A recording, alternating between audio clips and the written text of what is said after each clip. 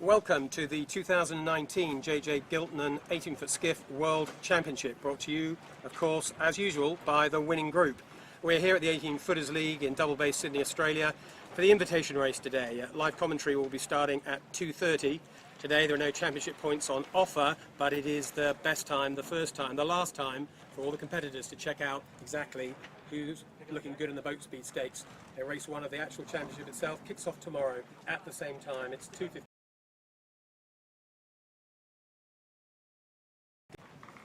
Welcome to the 2019 Giltinan 18-foot skiff World Championship, brought to you by the winning group.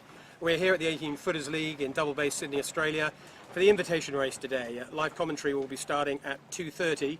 Today there are no championship points on offer, but it is the best time, the first time, the last time for all the competitors to check out exactly who's looking good in the boat speed stakes.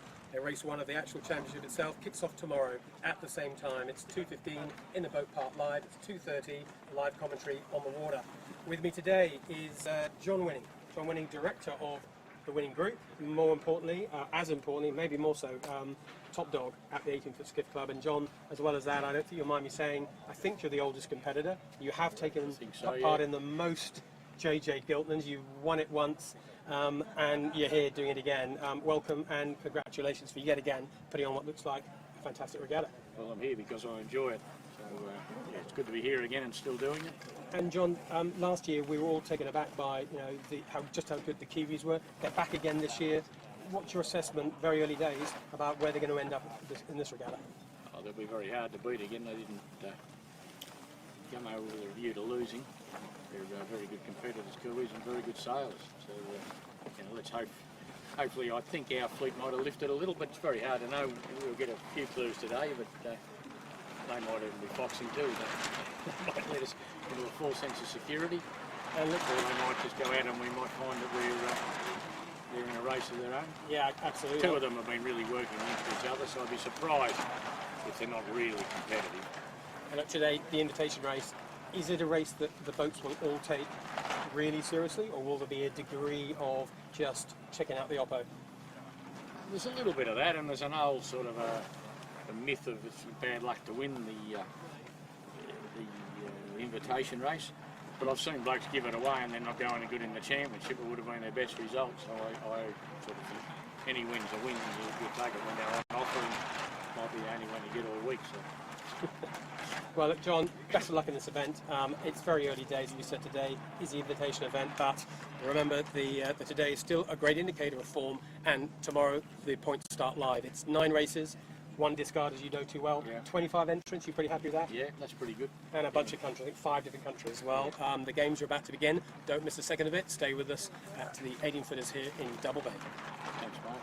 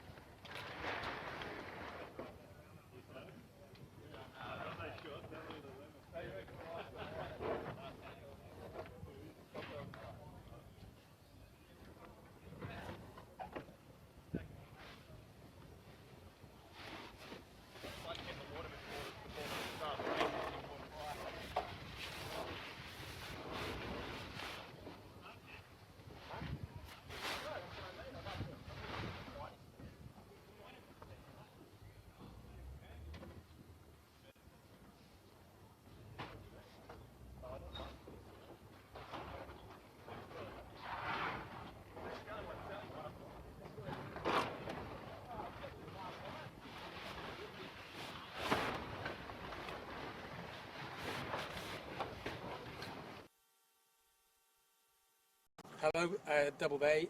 I've got Brett Van Munster with me. He's the skipper of Appliances Online. Brett, welcome. Another JJ. Looking forward to it? Yeah, absolutely. We've been working up to it all year, so should be good. The weather's looking like a beautiful day today.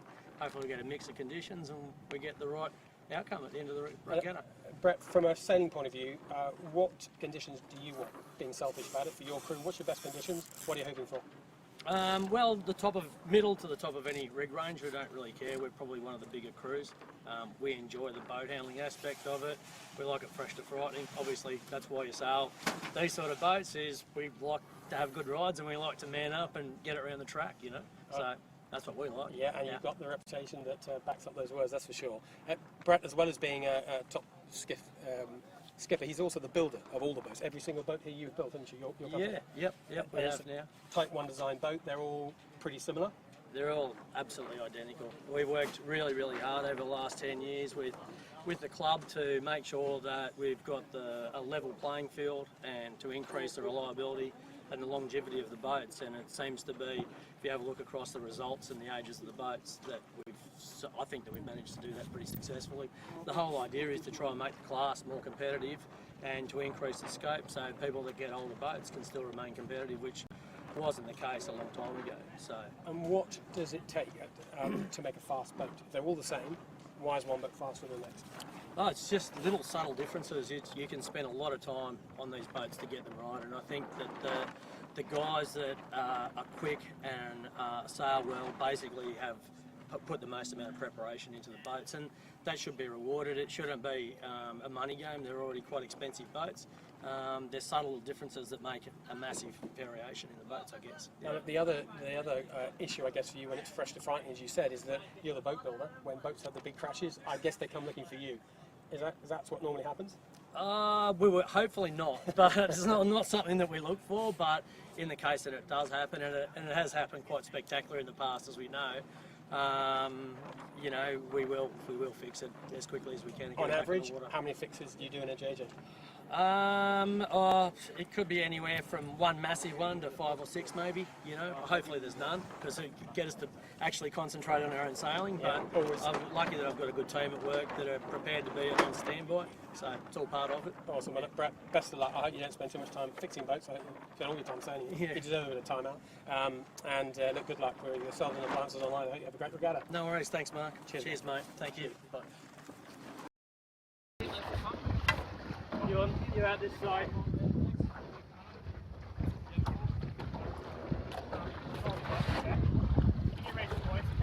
What's that? No, it's loose.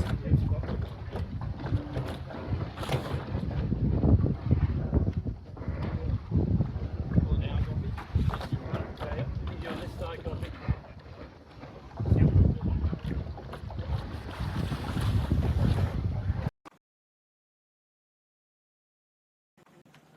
Hey Skiff fans, we're back here in the boat park. Marine Pool is the skiff next to us, and with me is the skipper, Heinrich Bayern. Heinrich, thanks so much for talking to us. You are fresh off the boat from Germany, pretty much, just arrived? Yeah, we just hopped off the plane last week. We had a pretty good week sailing here. There's some rain. It was pretty nice to get into the Sydney groove, not getting thrown into 35 degrees. But Come up to the microphone, there's a noise in the background. Yeah, carry on. yeah, it's always a pleasure coming here. The scenery is amazing, the sailing is amazing. Very good sailors here, which will not make us end up in poor places. But anyways, we're always happy to come. And you came last year, didn't you? Yeah, we did come last year. We had kind of trouble getting the boat here. Yeah, I hear there's a bit of a drama. Look, this year, you're the only German representative. How many German skiffs are there for you to sail with back home? Well, in Germany I'd say there's about 10, and then usually we just meet up at the European events. So the European Championship, which is pretty much always at Lake Garda, very nice place to go to. We are usually about 20 boats, and then if we're lucky, some of the Australians and New Zealanders come over as well. And you think you can persuade your German colleagues to come here next year? Hopefully. Actually, it was a pity because we had a container half full, so basically 2 places left. Next year I hope they'll come. Yeah, well, I mean, hopefully you'll get all your German friends to watch this, and maybe they like what they see in terms of the racing. Yeah. Come and take it on. Look, for this event, best of luck. I know last year was a troubling year for you, boat problems, all sorts of stuff. This year, you're much better set with your own boat. Where do you back yourself to come? Where are you going to be at the end? If we can get a few top 10 finishes, that'd be great. It's not let's see how it goes. Huh? Top 10. That sounds like a pretty good. It is a A strong fleet. few top 10 finishes, not all of them, but yeah, that's a good aim. Well, yeah, good luck. Great. I'm really pleased you come over. The whole fleet. Love having the Germans here. Thank you. Best luck in this regatta. Thanks, Henry. Thanks.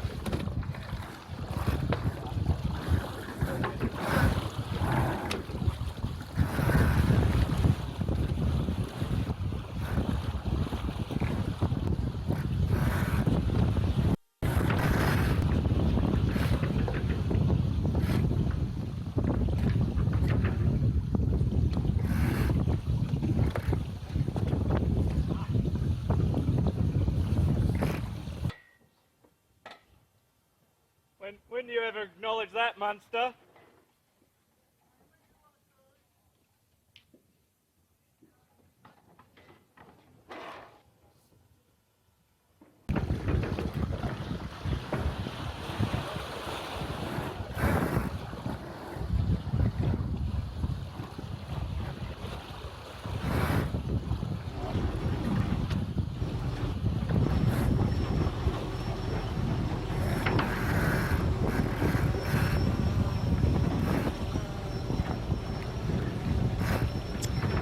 Welcome yachting fans, 18-foot skiff fans, to Double Bay on Sydney Harbour. It's, well, yet again, another beautiful day. Here we are at the beginning of March. It's autumn in Sydney Harbour, but you wouldn't know it. It feels like a beautiful summer's day. It is almost day one of the JJ Giltinan. Today is called the Invitation Race, usually called around the world as a practice race, but it's the Invitation Race. There are no points on offer today for the main championship, but this is the last practice, and in many ways the first time to really assess whether those flying Kiwis are as fast as they were last year. Remember, they were first and second overall in last year's championship. Whether the Australians have managed to close that gap a little bit. Well, the points start counting tomorrow. Tomorrow we'll be live from the boat park at 2:15, and we'll be live commentary 2:30. Make sure you don't miss that one. But today's going to be fascinating. We're out on the Camera Cat, and driving the boat is Jimmy Bury as usual, and commentating. Hi Jimmy. Good week coming our way, I'm sure. Absolutely. And on the other side of me here is Andrew Buckland, 18-foot skiff, multiple champion and expert of the class, and knows a bit about the weather too. Bucko, looking forward to today's race. We'll come back to you in 1 second. And before we do that, we are going to have a close look at the course. And the course graphic will come up on the screen just in a few seconds. Jimmy, maybe you can just talk us through this course. Yeah, Mark, g'day. Today I think we're looking like we're going to be on the northeast course. It's course one's displayed, so we'll start down here at Clark Island, work our way up to Sound Pigs to the beach. We'll mark the first time, go around Shark Island, down to Clark Island. Then they do what they call a hot dog, where they work straight back up to the Beach Boy, back down to Clark Island.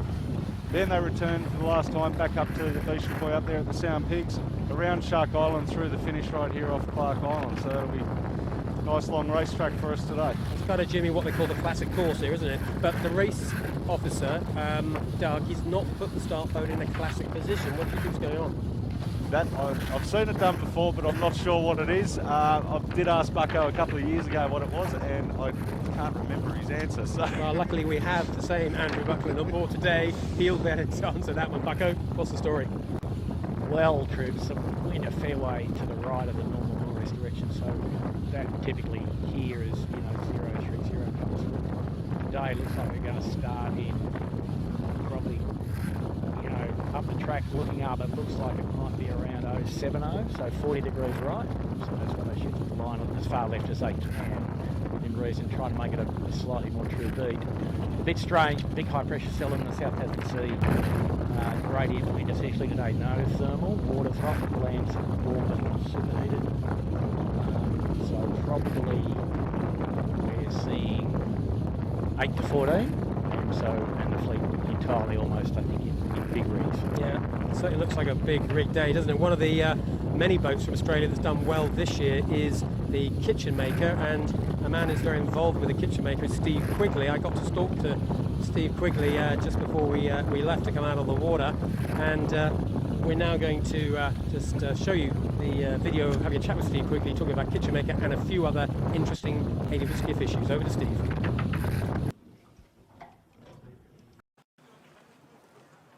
Hey Skiff fans, I'm at the boat park just a few minutes before the invitation race starts, and I'm here with Steve Quigley. Some of you will know that name. Steve's a board member here at the 80-foot Skiff Club, a previous JJ Giltinan champion skipper. Took a few years off, came back, got involved in the fleet again, sailing with his family. And Steve, you're still involved with the Kitchen Maker, but not sailing this year. No. I actually gave up last year, mate. Scotty Babbage took over halfway through the year last year. And this year we're lucky enough to have Lachlan Doyle and Jordan Gertis on board with my son Tom. And they've been going better and better this season. They have, yeah. No, I think we're very happy with how we're placed coming into the regatta. They've struggled a little bit with the new combination, but as you know, it's very difficult. It takes a while. It's a bit like a dancing partner. It takes a while to get to know everybody. And but they've been, the last couple of weekends, been sailing very well. They've been sailing intelligent races and haven't had any breakdowns, and they're fairly well prepared for this regatta. And without putting the knockers on them, realistically, where would you guess they're going to end up at the end of this regatta? What would you feel is about a likely result? They're not going to see this interview, are they? Look, top 6 would be the absolute fabulous goal. It's a good fleet, isn't it? It's an amazing fleet. So, look, that's their goal, top 6. But, look, I think realistically they'll be 6 to 10. I think that's probably where they'll end up. Yeah, that'll be a top result. Look, away from the sailing, you've also been involved in the media side of this regatta and the 80-foot skiffs. Where's the camera cat and all that stuff? Where's all that stuff up to? I know a lot of people, their whole Sunday is based on being able to watch that during the season, but this is 9 races over 11 days. How is the camera cat looking? How's the media looking? Oh, look, I think we're very happy with the way it's looking. We've got a lot of new innovations coming this regatta, some of which we'll be phasing in over the regatta. Things like onboard cameras, we've got additional cameras on mark boats. We're going to have mark roundings live on the screen. We've got our drone, we've got our Ronin, we've got we've doubled the size of our camera resources, and we're going to implement that over the week. So by all means, give us some feedback on Twitter and Instagram, and we'd love to hear from you. Club's pretty committed to getting the story outside of Double Bay, isn't it? Oh, we absolutely are. All we need now is a sponsor to pay for the bills, Mark. It's a significant investment that the board have made in the club, both in terms of time, energy, technology, but also money. And we see it as an added value to all of our sponsors, the international ones as well. And our viewerships are increasing. We're on a pretty steep curve there, so we're happy with the way it's going. And in amongst all that, you still found time to win the Sydney Hobart race this year on Wild Oats. Oh yeah, well, me and 19 others. Well, look, congratulations on that. An epic result, a great thing to have done. And thanks for all the work you do with the club. And you'll probably want to get out of the water pretty soon. We'll let you go now, and we're going to get ready for the invitation race. Thanks for listening to us. Thanks, Mark.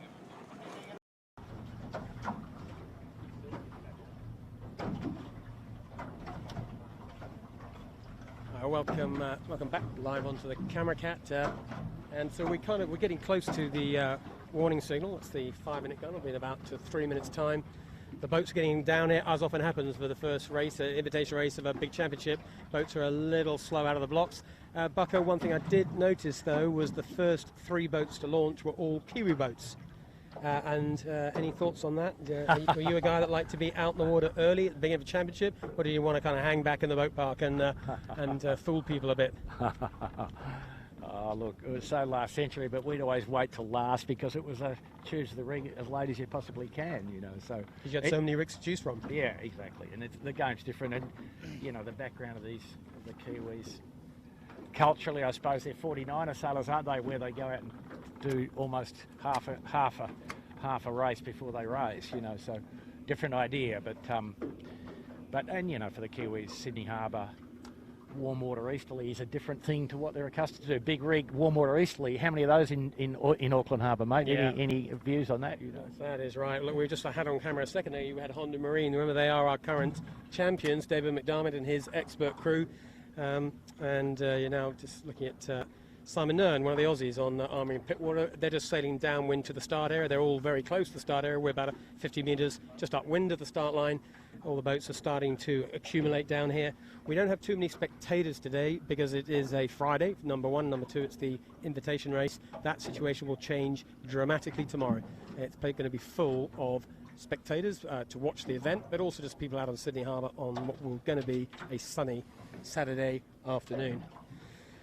And so as we look at the boats behind us, you just saw a boat fall over there, did you, Jimmy? What was that? Yeah. Was that Noakes Marine? Noakes Marine just going for drive drop to pack the spinnaker away, and no one decided to hop out on the wing. So not solving a technical problem, just had a mistake possibly. I think so. Well, that's Yeah. what today's all about, right? Iron all them out. Yeah, get rid of all the problems. That's Maersk, you can see on camera right now. Maersk, the sponsored boat, was second last year, but there's been a crew swap. So the guys that were sailing Maersk are now sailing a boat called ASCC, and that's Josh Perebski and his guys. We're expecting them to be very competitive. Remember, they were second last year, but only by a point. Could easily have won it. It came down to pretty much the last leg of the last race, Bucko. Do you remember that one?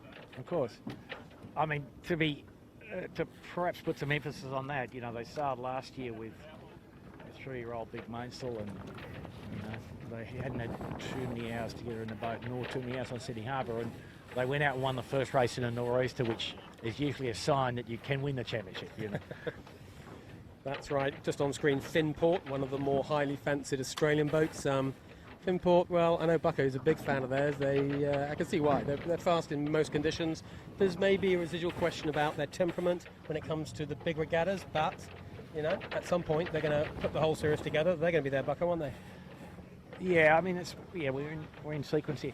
The Finport got some unique technical capabilities. They're the fastest boat upwind in medium air, smooth water, is what I would say.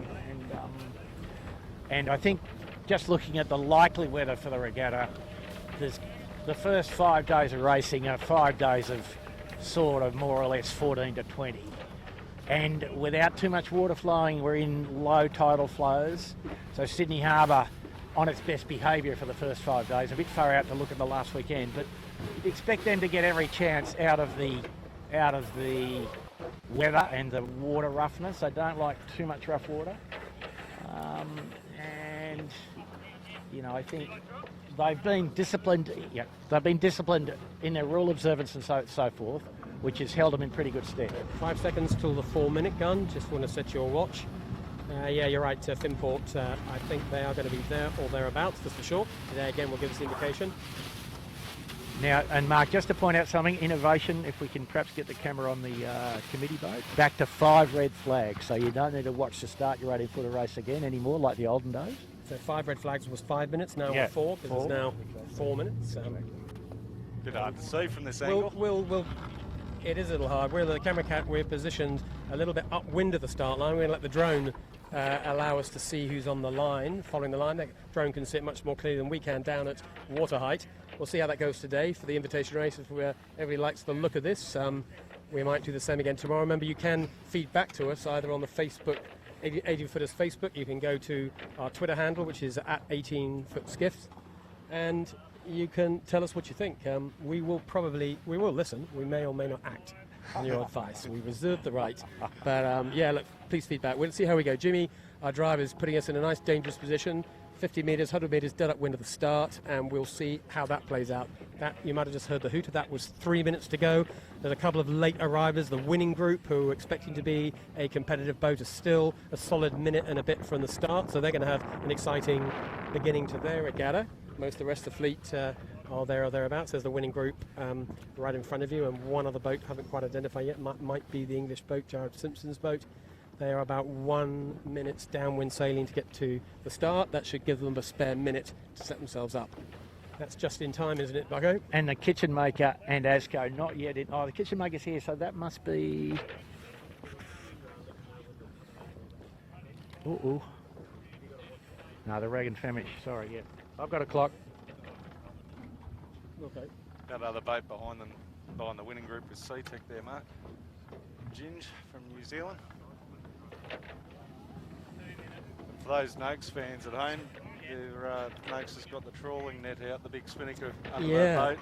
I don't think they'll make this start either. So you mentioned they capsized, Jimmy, but they haven't got the spinnaker packed to where it's taken them a while, hasn't it? About 1 minute 45 seconds to go until the start. For you guys at home and also on the camera cat, we're making sure we're all coordinated here. The race obviously goes on GPS time. So wherever we are in the world, I know a lot of people will be watching this from Australia and in and around New South Wales, but I know that we have quite a lot of foreign fans out there. You might be in the UK, or it'll be a very odd time to be watching live, but good on you if you are. Maybe you're watching recorded, but you might well be on the west coast of the States. That would be not too bad a time at all, but wherever you are, 1 minute gun is approaching in about 15 seconds for the 1 minute gun. Getting close for nearly race one, the invitation race. You can see the skiff starting to line up. 5 seconds to go till the 1 minute gun. Look out for that flag dropping on the committee boat, left of your picture. There we go, there's the gun. There is 1 minute to go until the start of the invitation race. Bucko, quick recap on this first beat. Where's the money? Where do you want to be if you're doing this race in today's conditions? I'm starting at the pin with the Kiwis on the ASCC, and I'm just sailing a little lane and getting onto port pretty promptly. More breeze on the left side of the track here, it looks to me. Finport starting mid-line by the look of it. Not on the line. Asco still in the park waiting for some centreboards, I understand. Some problem there. So one non-starter, if actually one of our most serious contenders. Flag just went up, gents. Put the OP up. Okay, so that we can just stand by for a second. The AP has gone up. That means the whole thing is on a postpone. That'll be a relief to the boats that just arrived, like Winning Group. Noakes Group might have a chance to, Noakes Boatyard might have a chance to get their spinnaker sorted. Should be helpful just for them. coming out of Double Bay as we speak. Nice spot, Jimmy, in the far, far distance. Jimmy's just picked up the ASCO branding, the red branding on the black mainsail, so they are on their way. They will make what will be the second start. So that's good. We want to have ASCO in here. ASCO, probably the former horse of the Aussie boats, just won the last 2 championships, Bucko, is that right? And in a mixture of conditions. Would you put them as the top Aussie contender, or do you think their results have just slightly flattered them? I offered them favouritism this morning in the park, and they kind of declined it. So one of those things. I think. I mean, they've been consistent. They've dug their way onto the podium from some awkward places sometimes. But obviously they're still smoothing off the edges of changing the guy in the middle. So they've only stabilised with Trent Barnabas, in the middle of the boat in the last several weeks. So that's, it's still a big job, and I think they'll be pretty good, and I would say they deserve favouritism of the Australian boats. So that's assessment of ASCO. We're still under the AP. That's the red and white stripe flag. When the red and white stripe flag comes down, that's 6 minutes. When that comes down, the next flag is the warning signal, which is the 5, and then we have the 5 red flags, and then from then onwards we count down from 5 minutes. So we still have an AP up. There's more than 6 minutes to go until the start. That's all we can tell you now. I think they're off to move the pin mark. They've just got Dougie racing down there in the chase boat to move the pin end. Exactly right. So the fleet are taking a chance to do a little bit of a check out the conditions, check the rig settings, have a little look at what their headings are on the 2 upwind tacks.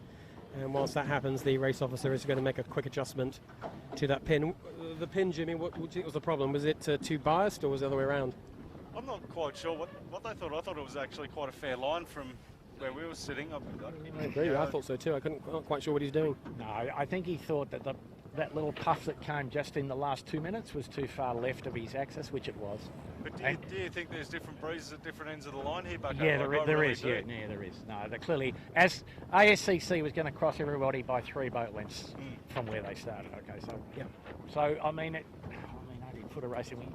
That used to just get let go. You figure out the problem. You let it go. But there is a view. But anyway, Doug is the man. He has to make the decisions. And this season so far, Bucko, give him a report card. What kind of race officer has he been, in your view? You've watched every race. What do you think? Pretty much. Yeah. No, they've been terrific. They've made some pretty good, tough calls, and I don't think even with the hindsight machine out that we could say that they've made any grievous errors, shall we say? So pretty good, because they're under a fair bit of pressure, and the sailors are free with their criticism, as perhaps we are too. I don't know. Yeah, I think. From what I've seen, I'd agree with you 100%. I think it's never an easy job. Nobody really appreciates you when you get it all right if you're a race officer, but they certainly spot it when you get it wrong. And I'd say Doug's on the money and some. So let's hope he continues his rich vein of form through the next 11 days, because we want fair racing, and we also just want smart race officer decisions so that he gets the right course set up quickly, promptly, etc., etc. I'm sure Doug's the man. And just looking right now are the Germans. It's Heinrich Bayern, who we talked to previously. You might have seen the interview just earlier on the show, about 2:20 or so. I think it was out, and he was just talking about the fact that he's got about 6 or 7 boats in Germany that he sails with, although they very often go to Switzerland sometimes, and sometimes they go to France to really collect the European boats together, because they just don't have the kind of volume of boats that we have here in Australia and New Zealand. And I know Jared Simpson from England was telling me the same in England. They've got 10 English boats that sail out of Southampton on a regular basis. That sound signal just then, by the way, that's 6 minutes. And Jared is the only English competitor here this series, but he's confident that 5+ will come next year. Hopefully he will talk this up. He comes pretty much every year, and he's always I don't think he's ever really looked like winning it, but he always has at least 1 or 2 very good races. So I think he's the kind of boat, the kind of setup. He just sailed a bit more, he'd be right in there, which means hopefully the British fleet will be of a decent standard. We'll wait and see. So we're expecting more Germans, maybe more English next year. For now, I think it's 5, isn't it, Jimmy? 5 countries represented this year. Yeah, so you got obviously the Aussies. Do we count the Queenslander as another country? Good. We've got one boat down from Brisbane, so that's Australia. Then you got New Zealand, you got Germany, you got England, America, and America. You Katie got Love. Katie Love. There you go. She's been out here all season training for it. I think she's still American, though. Yeah, exactly. No, it's good. 4-minute gun. Good to see the good variety of countries represented here. Yeah, sorry, correction. 5-minute gun that was. Yeah, that was the 5. See, Mark, the red flags, the 5 red flags, if we're in our normal place, we would better read it, yes. We'd be able to read, and then we wouldn't need a fancy device, would we? Or GPS. Should we just go down to the committee boat, because we can get there in 1 minute or less, can't we? We're very close. We're only just upwind, just so we can keep a really close eye. As it's a restart, a really close eye on exactly which flag and how many minutes there are. So for us on board the Camera Cat, and certainly for all our viewers, you know exactly when the start is going to be. Nate's just riding himself after a second capsize, probably just to fix the problem from the first capsize, I think you'll find. Yeah, could be right. So we're just going to get alongside the committee boat, which will we could count the flags easily. Hard to count the flags when you're dead upwind of them, of course, because they're rather tiny. Now we're on the sideways angle, we know what's going on. But I think once we've spotted this, if you're happy, Jimmy, we'll maybe go back upwind to that little upwind position. That looks pretty nice. Yeah, sure. Go around the back of the JBW here. So that was a gun, and I can still see 4 flags. So there you go. That was the 4-minute gun. 1, 2, 3, 4. You can see. How many fingers am I holding up, mate? How many fingers indeed, that's right. We're just on the drone shot now, a little bit high up. We're actually down by the committee boat, down at the far end, and I can tell you there are 4 flags, which means it is 3 minutes and 30 seconds now. Correct. 3 minutes 30 until the start of the invitation race. The second go at the start. Same kind of conditions. It's 3 stringing all the way up. It's only just 3 stringing. Everyone's going to have max power setting pretty much on the rig to get off the start line anyway. As you go up this race course, Bucko, you're going to see a bit of puffs and lulls, aren't you? It's going to be a bit of a gear changing day. Yeah, it's a bit of a game of find the wind, but eventually they'll go to Bradley's and then they'll step to the right-hand edge, I would expect. So the rule book would say get to Nielsen Park. 3 minutes. There you saw the 3 flags. 1 flag goes away. Left with 3, that's your 3 minutes. It's kind of too simple a system to think, why didn't we have it years ago? Bucko, what's going on? Well, it was only invented last century before people had watches. Then we uninvented it. Yeah. Got into a complicated, that's right, got to read the flag code. That's thing. right. Couldn't Now, bring the cuckoo clock out with you on the old boats, mate. No, that's right.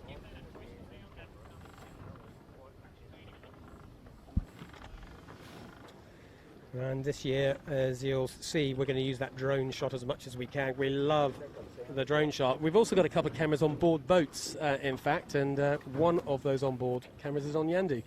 And we're getting a little bit of feedback on Facebook that people are like, maybe they just like looking at John winning, because I think you get a close look of John, you'll see his technique. And remember, John is, well, he's the oldest competitor here, but probably more importantly, he's the one that's competed in the most number of JJs. He won it once outright, and I was going to say in fresh conditions, he's very competitive. Well, we had the Super Cup event, which we might talk about later on today, about a couple of months ago, short course racing. John took part in that as the next champion, and in light to medium conditions, he nearly won the whole regatta against 15 of the top skiff sailors of the last 15 years. He was extremely impressive, that's for sure. So he's no heavyweight wonder, John winning, and forget the fact he's the oldest guy here, and expect him to compete fully. He always does that. So here we are back on the drone shot, looking at the start. We have got now a little less than 2 minutes to go, so the next gun is the 1 minute gun. That's coming up in 35 seconds time.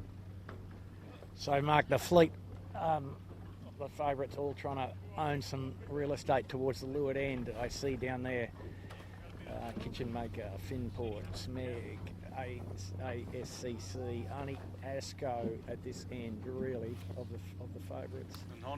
And Honda, but Honda midline. 1 minute gun approaching. There it is, 1 minute to go. Honda just kind of keeping out the way, Bucket, do you think? Just because there's something to be said for just have a clear lane and check your speed, isn't it? Rather than getting in a bit of a mess at the pin end. The Kiwis will approach this as a let's check in, but let's not do anything too risky, I think. Yeah, now down the leeward end on camera you can see that is what Bucky's talking about. The vast majority of the fleet are in about 25% of the line length at the left end. ASCC, we're expecting them to be on the money. That's Josh Perebski using all his 49er skills just to hold the boat stationary near to the pin. He's got one boat to leeward of him, that's Smeg. Smeg may start to struggle to lay that pin. If the breeze goes any more left, they may struggle to get there. They've got about 20 seconds to go. That's going to be a struggle. Let's see how they do. Finport very nicely positioned up the line. Winning group just sneaking into leeward of them. Kitchen Maker to leeward again. 10. That's where the leading group is. We've now got just over 5 seconds to go. The line's looking just about clean. Great drone shot showing you what's going on. Smeg look like they're not over. They're going to nail this pin. ASCC as well. There's the gun. Finport getting spat out early in the middle. Honda Marine up the middle of the line in clear air, but on camera you can see ASCC and Smeg both clean and clear away at the pin. Pin does look advantaged, Bucko, but a bit of boat wash they've got to get through. But after that, we then run into the Bradley's vacuum, or do we? Do we get a Bradley's vacuum today? Not today. The wind's far enough east.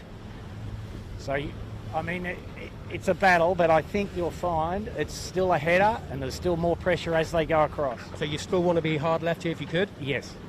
So we're just going to go through the boat wash ourselves that the skiffs are going to have to go through here. A nice test for the gyro camera early on in the regatta. Wow. Still holding the upper hand of the most left-hand boats, ASCC and Smeg. And a little bit of speed test there for these two boats. And at the moment it's advantage to ASCC, just lifting off Smeg and half a click faster as well. Neither of these boats are in a position to tack and clear. The boat's just on their hip. And on the hit right now, there's a Planters online, Brett Van Munster, Simon Nern, an R Marine, holding a really nice lane. He's probably the boat that would cause the biggest issue to the most left-hand boats if they try to tack. And just behind him, there's Jared Simpson, there's Lumix, and our current champion Honda Marine, looking pretty tidy out of the middle of the line. But it's all going to be about the tack and the first cross. Still don't see these left-hand boats crossing the rest of the fleet, Bucko. But what, in the next minute or so, they're going to have to make the decision and give it a go. Yeah, I mean, absolutely right. Plenty of wind all the way here, and it is a header. So I think you'll find that ASCC will be able to cross appliances and therefore the rest of the fleet. No warranty on that statement, but that's how it looks to me. And they will have to tack Smeg doing a penalty turn. They will have to. Oh, Smeg's recall. We missed that, did we? I think we must have had a race recall. Sorry, viewers at home, we certainly didn't hear that or see that. We got the whole fleet going back for another go at the start. Well, we turned it down so we didn't have any problem, but yeah, it was a general recall. Well, we enjoyed that little test out, and we all felt that was a start. I think most of the sailors thought that it probably was one as well. They're all trying hard as you like. So we got a little early indicator on some form there. But these boats, like ourselves, need to get back to the start line and set up for what will be the third attempt to get this race started. Wow. Who would have thought? We need a practice race, but not that badly. Well, we do. I think We might just maybe try and get ourselves close to the committee boat and see if we can ask Doug what the problem was there. And in so doing, encourage him to let the next one go, maybe. Well, Mark, I think it may be that they could see some bow poles but couldn't figure out who they belong to. Of course, absolutely right. Could just be the usual reason for a recall, which is you're not sure about who's over and who's not, which is absolutely fair enough. That's exactly what you do, and it could be as simple as that. So the first one was called off before the start because the pin end was in a place Doug didn't like the look of. Second one probably just unsighted by some of these skiffs. So the skiffs get back. They'll be pretty happy though. They get 3 chances to. For the first one, they didn't really get quite to the start. They got the positioning at 1 minute, and then it's pulled off. Second one, a full practice start, and now start number 3. They get the second attempt to do a full practice start. Maybe They're back up, Mark, on the boat. Yeah, I think you're right. Around, he's straight back into it. No, he is doing exactly what he's always said he would do. He's right into it. If these fleet want to keep setting up wind for 5 minutes, then that's a risk they take. Correct. And I'm pretty sure that some of these guys, particularly at the pin end, didn't hear it, didn't hear the extra gun. We got the U flag up on the start boat, Mark, so it's different ruling that gets brought in.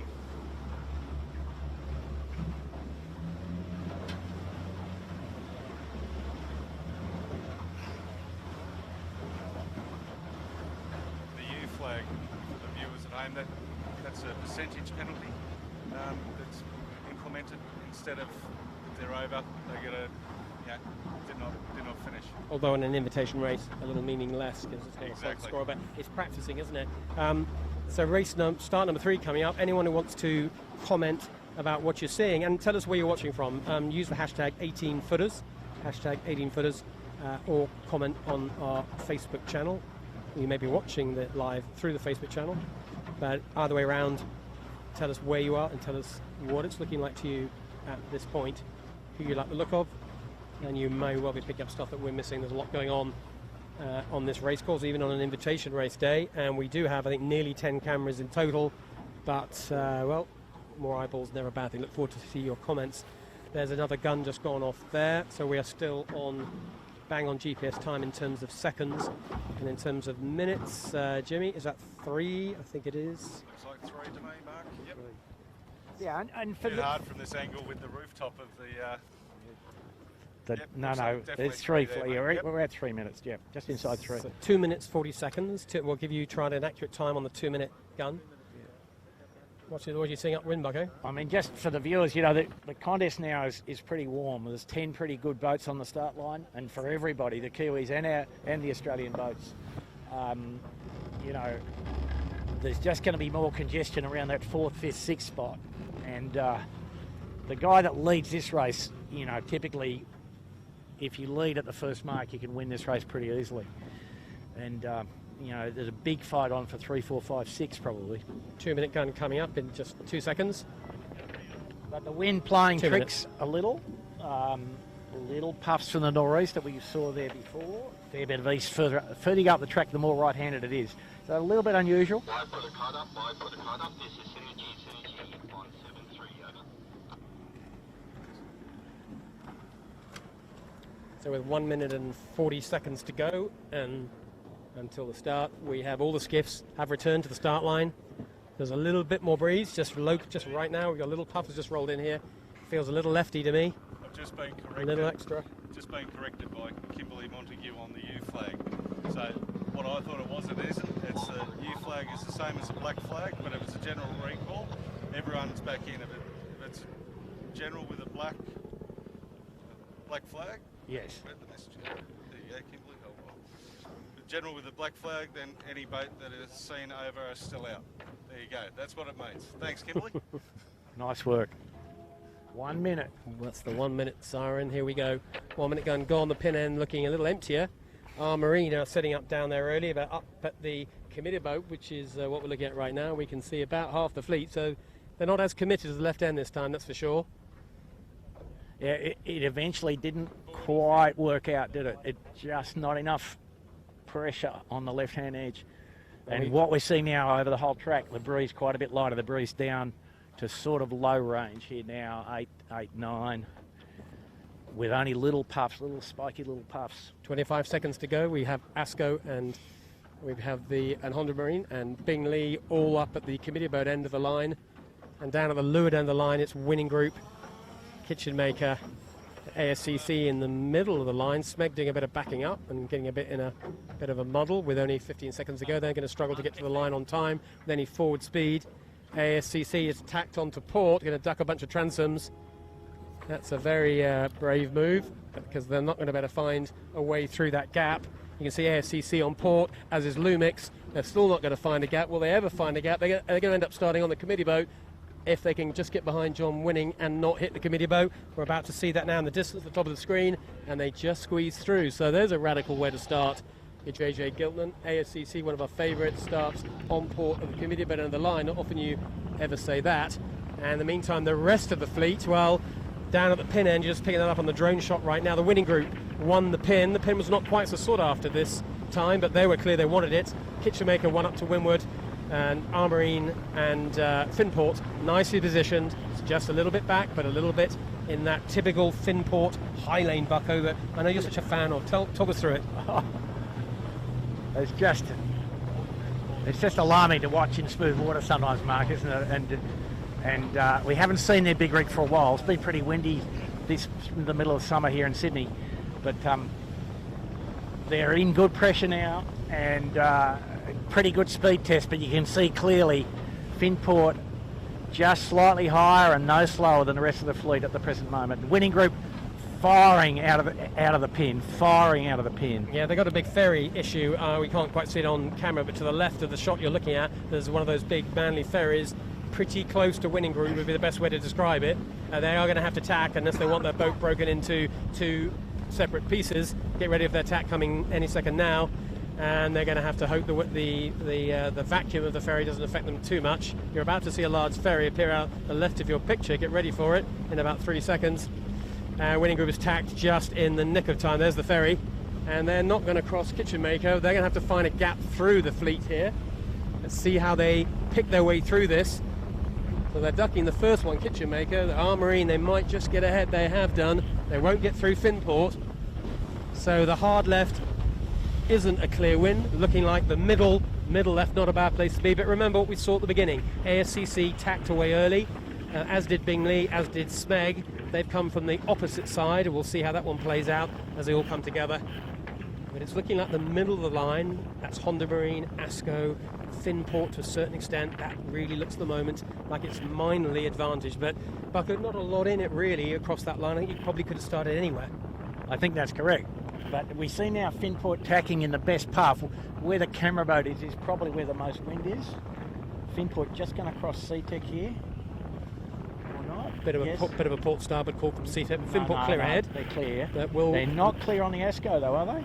I think they are, Bucko. I think No. you'll find those should get through there. Yep. It's Okay, super you're right. close. Well done, boys. Great camera angle you're seeing here. Finport and Kitchen Maker just crossing ASCO. Honda Marine wouldn't have got to them, so Honda Marine decided to tack to stay in phase with the rest of the fleet. So Finport lead. So, does it? Winning Group, Finport. I know that Winning Group had to duck Finport, but Finport hadn't done the tack at the time. So I would say Finport, Winning Group, Kitchen Maker, not much between them at this point. And after ASCC did that, certainly not intentionally, I don't think, the port tack approach on the fleet where they had to duck the whole fleet, so they started behind everyone. We're now going to see what kind of boat speed they've got. They've got a chance to come up through the fleet if they've got the wheels, and that'll be interesting to see how they develop. So right now they're definitely not in the leading group. That's ASCC. Josh Perevsky, we'll see how he pops through, and if indeed he does pop through. But for now, as you're seeing on camera, Finport and Kitchen Maker, and ahead and to leeward of them, Winning Group, Marine Pitwater in good shape as well. Jarab Simpson also in great shape from England. I think he's on port. He's managing not quite to cross the Winning Group. Big duck from Jarab Simpson, you just saw there at the left of your picture. Winning Group now on starboard. Is anyone going to be able to cross Winning Group? Maybe Finport. Finport might just tack dead in line in front of them. We've got we're in a great position, great camera angle. Standard approach here. Finport's across, clean. So Finport and Kitchen Maker. Kitchen Maker, one of our form boats of the year. Kitchen Maker aren't making it. I think they're going to have to tack. So you can see how close that is. Finport just crossed. Kitchen Maker just not crossing. Winning Group calling the port starboard. Nothing between these boats. It's super close. And to leeward of Finport Marine, it's just off picture at the moment, is the lurking large spectre of Honda Marine coming into this group pretty quickly. Finport has just tacked. We're looking at winning group Kitchenmaker and Asco, who are just crossing both of those boats. Asco's come out of the clouds a bit there, hasn't she, Bucko? What's going on there? It's the old story. Get left. If in doubt, get left. Yeah. Finport is going to. Asco's going to cross Finport, but the most wind and the best angle for port tack is at Bradley's Head, so you sort of have to get there, you know. So our new leader is Asco. Yes. And we have Honda Marine, current champion. It's current champion for at least another week until the series is over, but who knows, could be champion again. They certainly have come here to defend. They're fully dialed into this, that's for sure. Our leader, Asco, by not much. SeaTech, one of the Kiwis, currently in second, that's Alex Valings. And very little between Finport, winning group, and Kitchenmaker, and close behind Honda Marine. That's your top 6 for now. And to the right-hand side of the race course, worth giving a mention to our Marine Pittwater, who are the best of the boats out of the right and in amongst this group, without any question. Simon Nern on fire early on in the 2019 JJ Giltinan Championships, brought to you, we must say, by the winning group. Thank you, John Winning, and the winning group for making sure this event happens as usual. John Winning Senior, that is. Remember, sails on the Yandu. It's confusing because he named his son the same as himself, John Winning Jr. And John Winning Jr. sails a boat called the Winning Group. So anyone new to this, if you're getting a bit confused, I understand why. But we will try and make sense of all of that. So 2 winning members of the Winning family sailing 2 different boats, one of them called the Winning Group. I hope that was clear-ish. Clear as mud. Beautiful down the harbour. I tell you what, Bucko, flat water. We don't often see, this is like sailing on a lake. Don't often see this in Sydney Harbour. 3 stringing and flat water, and I have to say, I kind of like it. Yeah, no, I did mention at the start of the telecast, you know, we're up for a flat water week, that's for sure, subject to spectator wash on Saturday and Sundays. Yeah, and there's a spectator boat actually stopping extremely well and politely. Thank you, Mr. White, spectator boat. Thank you. Good job. Beautifully done, well controlled, and he didn't hit 2 skiffs. Good on him. Richard, the clients is on live. Freddie Van Munster, you interviewed earlier. Mark, just taking her off the reef here at Bradley's. Pushing his luck on the water depth, but anyway. Yeah, so I was just thinking, I'm thinking very short at the moment with my toes over the side. Well, you can always fix the boat if he breaks it, can't you? So he's the boat builder of the fleet. So there's Brett crossing here, and there's our Marine Pittwater, as I said, looking extremely competitive out the right-hand side of the beat, and upwind of Simon Nern is Alex Valings on SeaTech. We had him in second 2 or 3 minutes ago. I think he probably still is in second, so this is pretty much your leading group, albeit the winning group has crossed to the other side. They were in the mix. We'll see how well the right-hand side of the beat plays out for them.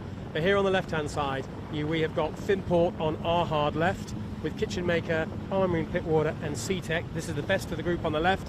And the breeze looks like it's going a bit right here, Bucko, isn't it? They're not going to spend a lot of time on port tack, are they? Exactly. Further right as we get up towards the windward mark. So it's an awkward thing tactically. You know, we saw the effect of the people who didn't get to Bradley's well enough. You have to get there somehow. But now awkward for these guys here on the hard left. Finport was leading. I suspect that they will struggle to get back across. But if this righty is in across the course, Bucko, then the right-hand boats, which is Winning Group and Asco, are going to look pretty famous. But do you think it's one wind across the harbour, or have we got a little bit of a split going on? No, there's a bit going on here that's a bit weird. You see where SeaTech is just near us. They're in the best bit of wind. The best bit of wind is where we are, and SeaTech's very close to us. SeaTech on camera looking very settled indeed. Alex Valing, remember, he's the guy who famously 5 years ago turned up with 4 crewmen. They sailed 4 up on a skiff. That hasn't happened for a while. It was a lovely idea, it just didn't work very well. So he's gone back to keeping it simple. He is the proprietor of SeaTech, which are mast makers and carbon specialists in New Zealand, and all the Kiwi boats are using his product with SeaTech masts. That's why his boat is called SeaTech. There's Alex giving us a little look. It's got the sun cream across the face. Nice bit of a... like a trademark, that sun cream. Well, it's kind of got a bit of a haka, taking it serious look. That's the way the Kiwis are. They're taking this event really seriously, and why not? Current champions, the Kiwis, they want to keep it as a New Zealand trophy holder. And so Alex fully powered up. A little bit of flatness at the bottom of that jib, Bucko, but his mainsail looks grunty as. Yeah, no, the rig looks pretty good. You know, wouldn't complain about any of that. They've done a fair bit of work on looks like they've done a fair bit of it. The bottom of the jib's still a bit weird, but yeah, broadly speaking, they're on the right track. Look how much right they've got in there. Wow. And yeah, every time we see a puff, it seems to be bow up in the right hand, and well, he's just on the lull. That's the lefty. But so Alex is going a bit funky here, in between two breezes. There's a little puff just coming on the water. It's 30 seconds away. Can see a clear breeze line. We'll see how he does with that. So you have Alex Valings in front of us on camera to his left. Finn Port very slightly ahead, but not much. To leeward, just see him at the left of your picture right now. And in extreme close proximity, our Marine, Pittwater, Simon Nern and his crew, and the Kitchen Maker in great shape just to leeward of our Marine Pittwater. This is the best of the left-hand group. Bingley just behind them. Mark, it does look as if CTEC leads. I think they've got enough left here to get across the other guys. They're hoping, aren't they? Right now, there's one thing they're all saying to each other, which is, let's find that lefty intact. Yeah. They're going to run out of runway. Otherwise, they get any kind of lefty, they're going to all tag, and this group's going to look famous. But we did see those very, very big righties. But I've got a feeling the righties don't extend to this side of the harbour. No, to get the right, you've got to be hard right. So nobody's done that yet. ASCO's got the opportunity to do it. Finport tacking now. And we'll see, they'll cross our Marine, they'll be behind CTEC, but not by much. So there on the shot, you've got, there's a camera cut, there's us just in your foreground, and there you're seeing Finport, top of the picture, just tacked on the port, just across of our Marine. We will not cross CTEC, so CTEC are the boss of this corner, but everybody's going to have to tack. As you can see quite clearly, there's rocks and even a fisherman on the end of the rocks. That'll be a nice Friday afternoon fish.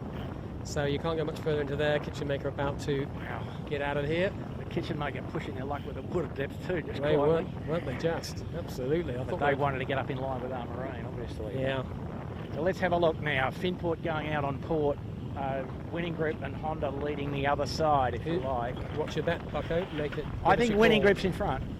Super close, I'd say. Look at that super car. I reckon it could just be bow to bow. I think at the end of all this, I mean, Winning Group were not quite as advanced into this lot, in which case Winning Group made a small little gain there, but not the kind of monster gains at one point it looked like could happen. No. And I'm kind of seeing the fleet compressing here a bit too, Bucko. Kind of, they all look like they're all coming together. I think they're going to get to the top mark at the same time. The usual scenario. I mean, normally on the northeasterly we do see a stretch, don't we? Yeah, yeah. The leaders just stretch and stretch and stretch. Well, and it's not actually that close. It's not a nor'easter. But it's not a northeasterly, but it is course one. Yeah. And I think they're spending a lot of time on starboard tack, which will make it a relatively fast race. Yeah. But I think we're going to see a lot of proximity sailing, if that's such a phrase. Well, no, I think what you're going to see here, the fleet's going to get to the windward mark pretty compressed, as we observe. But the next reach in this east-northeast is very tricky, and Finport just had to tack for the ferry here. They didn't want to do it, but they had to. Yeah, you're just seeing the ferry on the camera there from the drone shot. ASCO's just the far side of the ferry. You can just see in the distance, just off the bow of the ferry, with the red, that's ASCO. So she's clear, she won't get affected by the ferry at all, which is a really nice thing. Have a look at wind direction. Like, we're in a little spiky bit of sort of true nor'east, and Finport was trying to get over to the eastern side, but prevented from doing so by the Manly ferry. Yeah, that is quite right. There's the. But the point I was going to make was the first reach is now a tight reach. Yeah, it's a bear away, a shoot, and then a drop to get up to the island. Absolutely, and that's unusual, isn't it? We don't usually have that. So everybody's in new territory. So we'll see how all the crews manage to adapt to and to handle that. So there's the ferry on your right, and there we go with. Running in, running back out for the lull from the ferry mark. It happens every time they go past. And nasty, wasn't it? Nasty lull, nasty wash. Yeah, they could have got it lined up at a worse time. They could have washed it. And what's interesting is there's Bingley just off our transom. In front of us is, well, you look at Honda Marine there. Honda Marine's definitely coming into this group. You can see Finport ahead, Winning Group. That's the leaders. To the windward side, you can now just see ASCO. ASCO is probably leading if the breeze stays in the right. If it goes to the left, Winning Group take the advantage. ASCO didn't get affected by the ferry, and look at ASCO tacking away. That's pretty punchy, Bucko. They don't want to go into the vacuum of the ferry, but they're prepared to split from the whole fleet, and they'll be the most right-hand boat by quite a long way. Well, you know, the rule book sort of says when it's like this, you shall approach that windward mark on the starboard ley line, and it pays to overstand. So ASCO might well lead at the windward mark here. Yeah, it's going to be a big split, that's for sure. In the distance, you're seeing on camera now, there is Finport's the easy boat to see with the pale coloured sail. but to ahead of and to leeward is winning group. So you've got winning group Finport, it's SeaTech and Honda Marine in that leading group. That on the left-hand side, ASCC making good progress into this group. Armory and Pittwater still in amongst it. Three Pines, Double Bay also in it. Yeah, good test for ASCC to beat. They've got out of the peloton. They were nearly last after about 3 minutes of sailing, and they're within striking distance of the top 6. I think they could legitimately say they were last, because they did duck every single boat. So I think they were briefly last, and they're certainly not last right now. There's Armory and Pittwater still hanging into this leading group, just crossing us right now.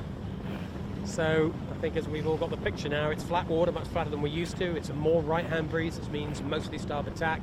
And we've got a left-hand group led by winning group with Finport and Honda Marine and SeaTech in amongst it. And we've got a lonely right-hand group, which is really one boat called ASCO, and a few boats flirting with the middle. ASCO is hard right all the way to the beach, just tacked off camera, but I've got my eyes on her. And according to Bucko, and I think he's right, if you can approach from the right-hand side, it's probably better than approaching from the left if the pressure stays up. There is the if indeed. We're just looking at boats crossing our bow. There's ASCC, Josh Perebski from New Zealand, second last year overall.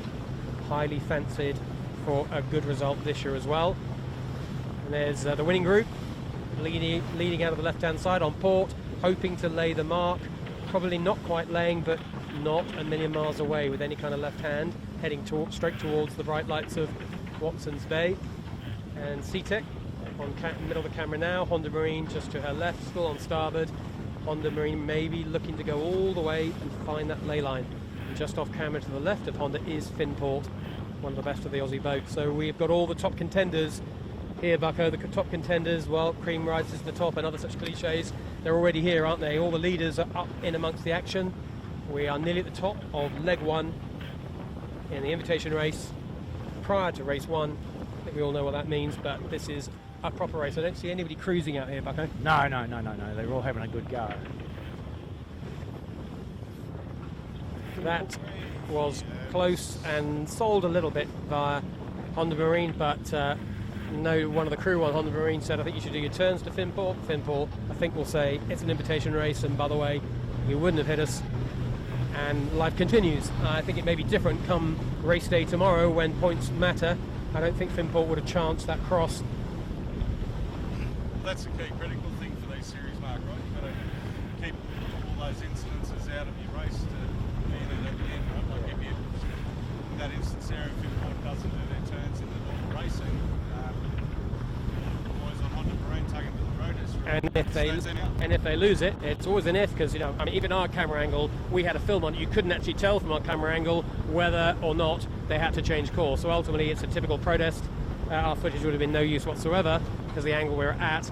But you're right. If they lost the protest, then that's what could mean losing the whole series. So you've got to take the bigger picture view, haven't you, in these in this circumstance? Yeah, absolutely. Bucko, you've been watching the right-hand side of the track. What's the story? Well, the SeaTech leads. So the SeaTech cross winning group, ASCO in third. So ASCO didn't gain. Looks like the breeze, but have a look back in further in the fleet. Look at Mr. Winning hard up on the beach where you need to get to. Bow well up in easterly flow. Yeah, can you see that? Off the left-hand side of your shot, if you might just see it, there's a beach, that yellow-coloured sand, and the left-hand side of that is John Winning Senior in the Yandu, in pressure and a big righty. Not enough to be up into the leaders because he was back very much mid-fleet, but he's making a big gain right now, isn't he? And he's going to do nicely out of that manoeuvre. Have a look. I mean, wow. So that's in operation, but maybe Finport leads now. Have a look. Maybe. Look, we're up at the top mark. We're about to 50 metres, stationary 30 metres from the top mark. We're going to wait here as the fleet comes towards us. The leaders are probably no more than 1.5 minutes to the rounding. If you're off making a cup of tea, get back from that kettle now. It's all you're about to see the top mark. And at the moment, there's very little between Finport, SeaTech, winning group. It's close as you like. Well, Finport just crossed ahead of SeaTech quite nicely. Yeah, yeah, Finport found more wind on the left edge, so they did. I think if Finport can double tack efficiently, and that's not easy, then they could lead. But we have Honda Marine right behind us right now.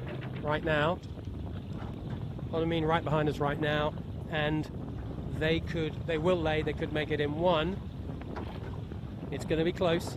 Finport will lead You just. can see Finport. She's got to tack. She's got Honda Marine. But Honda Marine, of course, is on port. So Finport owns the mark. Tacking with inside 2 boat lengths, but I think Honda Marine will just cruise around the outside. First is, well, I'm going to give that to Honda Marine, but not much between them. Our current champion, Honda Marine, has got to the first mark first. Finport Marine goes round second. Super close between SeaTech on port that crosses just ahead of a starboard tack, winning group. SeaTech in third. It's going to be winning group in fourth. So that's Kiwis in 1 and 3. Next around is going to be ASCO, top Aussie boat.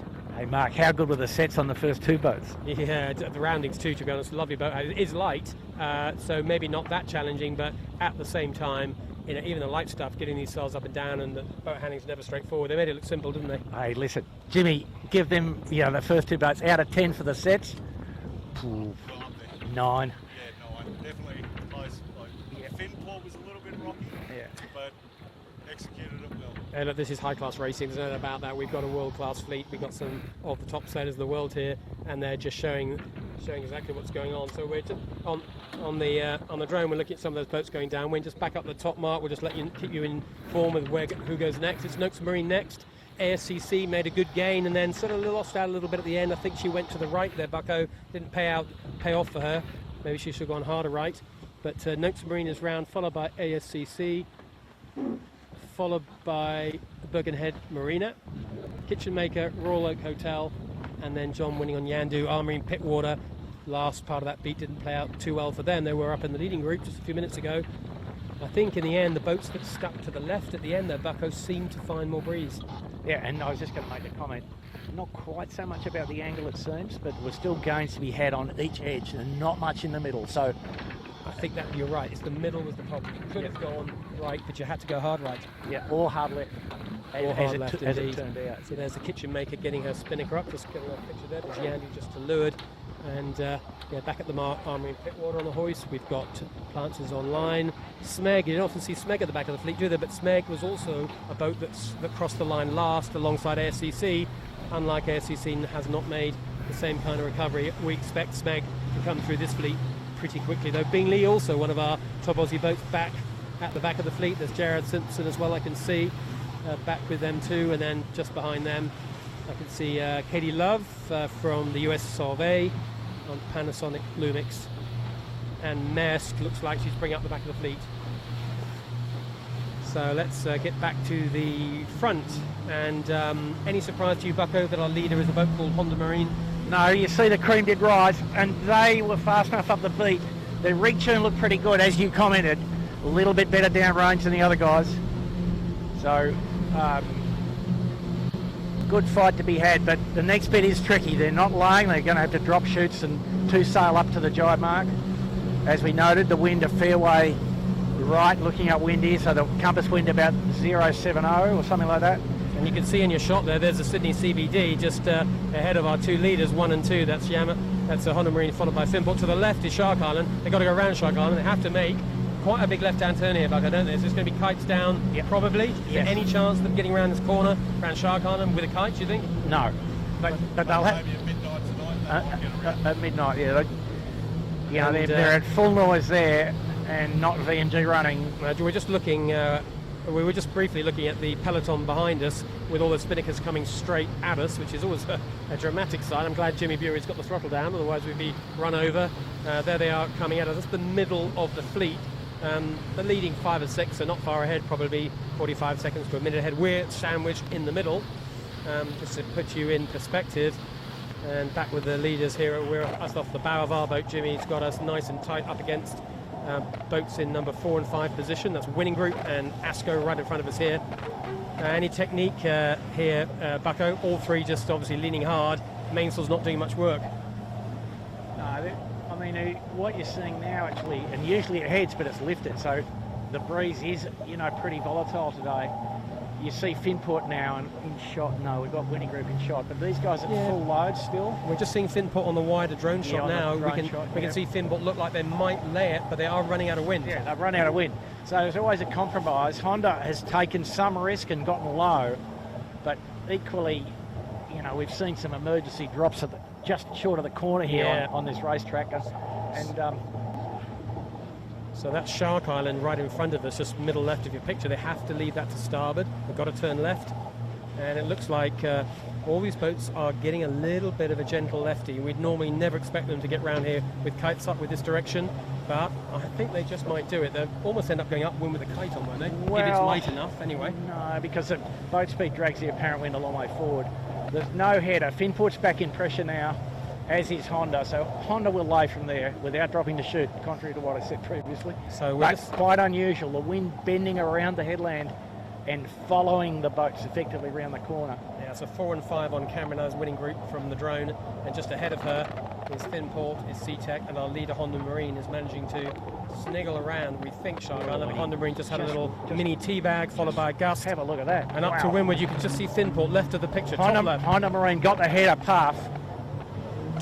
Top left is Finport, is going into the lead right now. Got a fantastic gust. They might have to drop the kite, but they're on fire right now to lure them. Honda Marine, that came as a bullet out of nowhere. They needed a teabag to windward, followed by nearly capsized the other way. They're going to be dropping their kite. There it goes. Honda Marine from first to second. If Finport can get off their kite off cleanly, they've all got to make a left-hand turn. They've still got 100 metres of sailing to get round this mark, and they've got to get left. Finport's got to get that kite out of control, but it looks like Keegan's going to get his guys all sorted. Yep, I think that's okay. Well, there you go. There was a header puff. How about that? Was there a header puff? And behind us there's more breeze. We got the fleet coming at us at all sorts of speed. SeaTech a bit out of control with a massive, there's it is on camera, massive bearaway as this gust comes in. Everyone can see it. Asco's the next one to get it up to windward. Winning group's under control. I think so far Has Asco seen winning group here? Yeah, just by the skin of their teeth. I think our leaders are going to manage this. Will the peloton, the middle of the group, will they better manage? This is tough boat handling, Bucko, isn't it? Yeah, but watch this. You watch this. This is a game changer. ASCC presently in 7th. Coming into this fleet pretty fast. Look back at the front of the fleet just to bring you up to date. Our leader is Finport. She got round the mark. They put their kites up, the leaders. There you see them from the drone. First and second, Finport and Honda Marine. They're going to have to jibe quite soon to avoid the landmass that's Point Piper and head to the bottom mark for the first time. Now they can get their kites on. Third around SeaTech. Finport setting up for the jibe. She can't be far off it now. Honda Marine will probably simultaneously jibe, which they do. So there's Honda Marine. Jibes the same time as Finport to leeward. Back behind them, which we'll get to in a second, is SeaTech, followed by Winning Group, followed by Asco. These boats, there's only a boat length or so between them. It's super close at the front. Next behind Asco at this mark is looking like it's going to be, well, guess what? ASCC. We thought they'd make a charge. They've made it. And also Sean Langman on Noakes Boatyard has done really well through this tricky gusts and lulls and all sorts of stuff, Bucko. No capsizes yet, Bucko. I'm kind of thinking someone's surely going to turn over in this. No, not enough wind, mate. Come on. Have I not got enough faith in the boat handling? They've all got their go faces. I would have noticed that in the park, surely. Yeah. So that round this top mark, there's this jibe mark. There's ASCC. Josh Berebski just to leeward is Sean Langman. They get round to leeward of them is Birkenhead Marina, just the next boat back. You'll see them in a second. And then behind them is the Royal Oak Hotel. Four Pines Brewing is the secondary sponsor, but Royal Oak Hotel, top hotel in Double Bay, just behind the Skiff Club. If you're short of an idea with what to do after sailing, go and have a drink there after you've drunk the Skiff Club dry. Good luck. So we got ASCC now that's about to jibe. Winning Group have gone. So our leaders, Honda Marine and Finport, they're not too far away from the bottom mark for the first time. Winning Group, SeaTech, Asco, they're all in it. The top group of about 8 or 9 all in this race at this point. Getting to the end of lap 1, 2 more laps to go. The next lap is the windward leeward. It's going to be a fast downwind, that one, pretty much all starboard all the way down.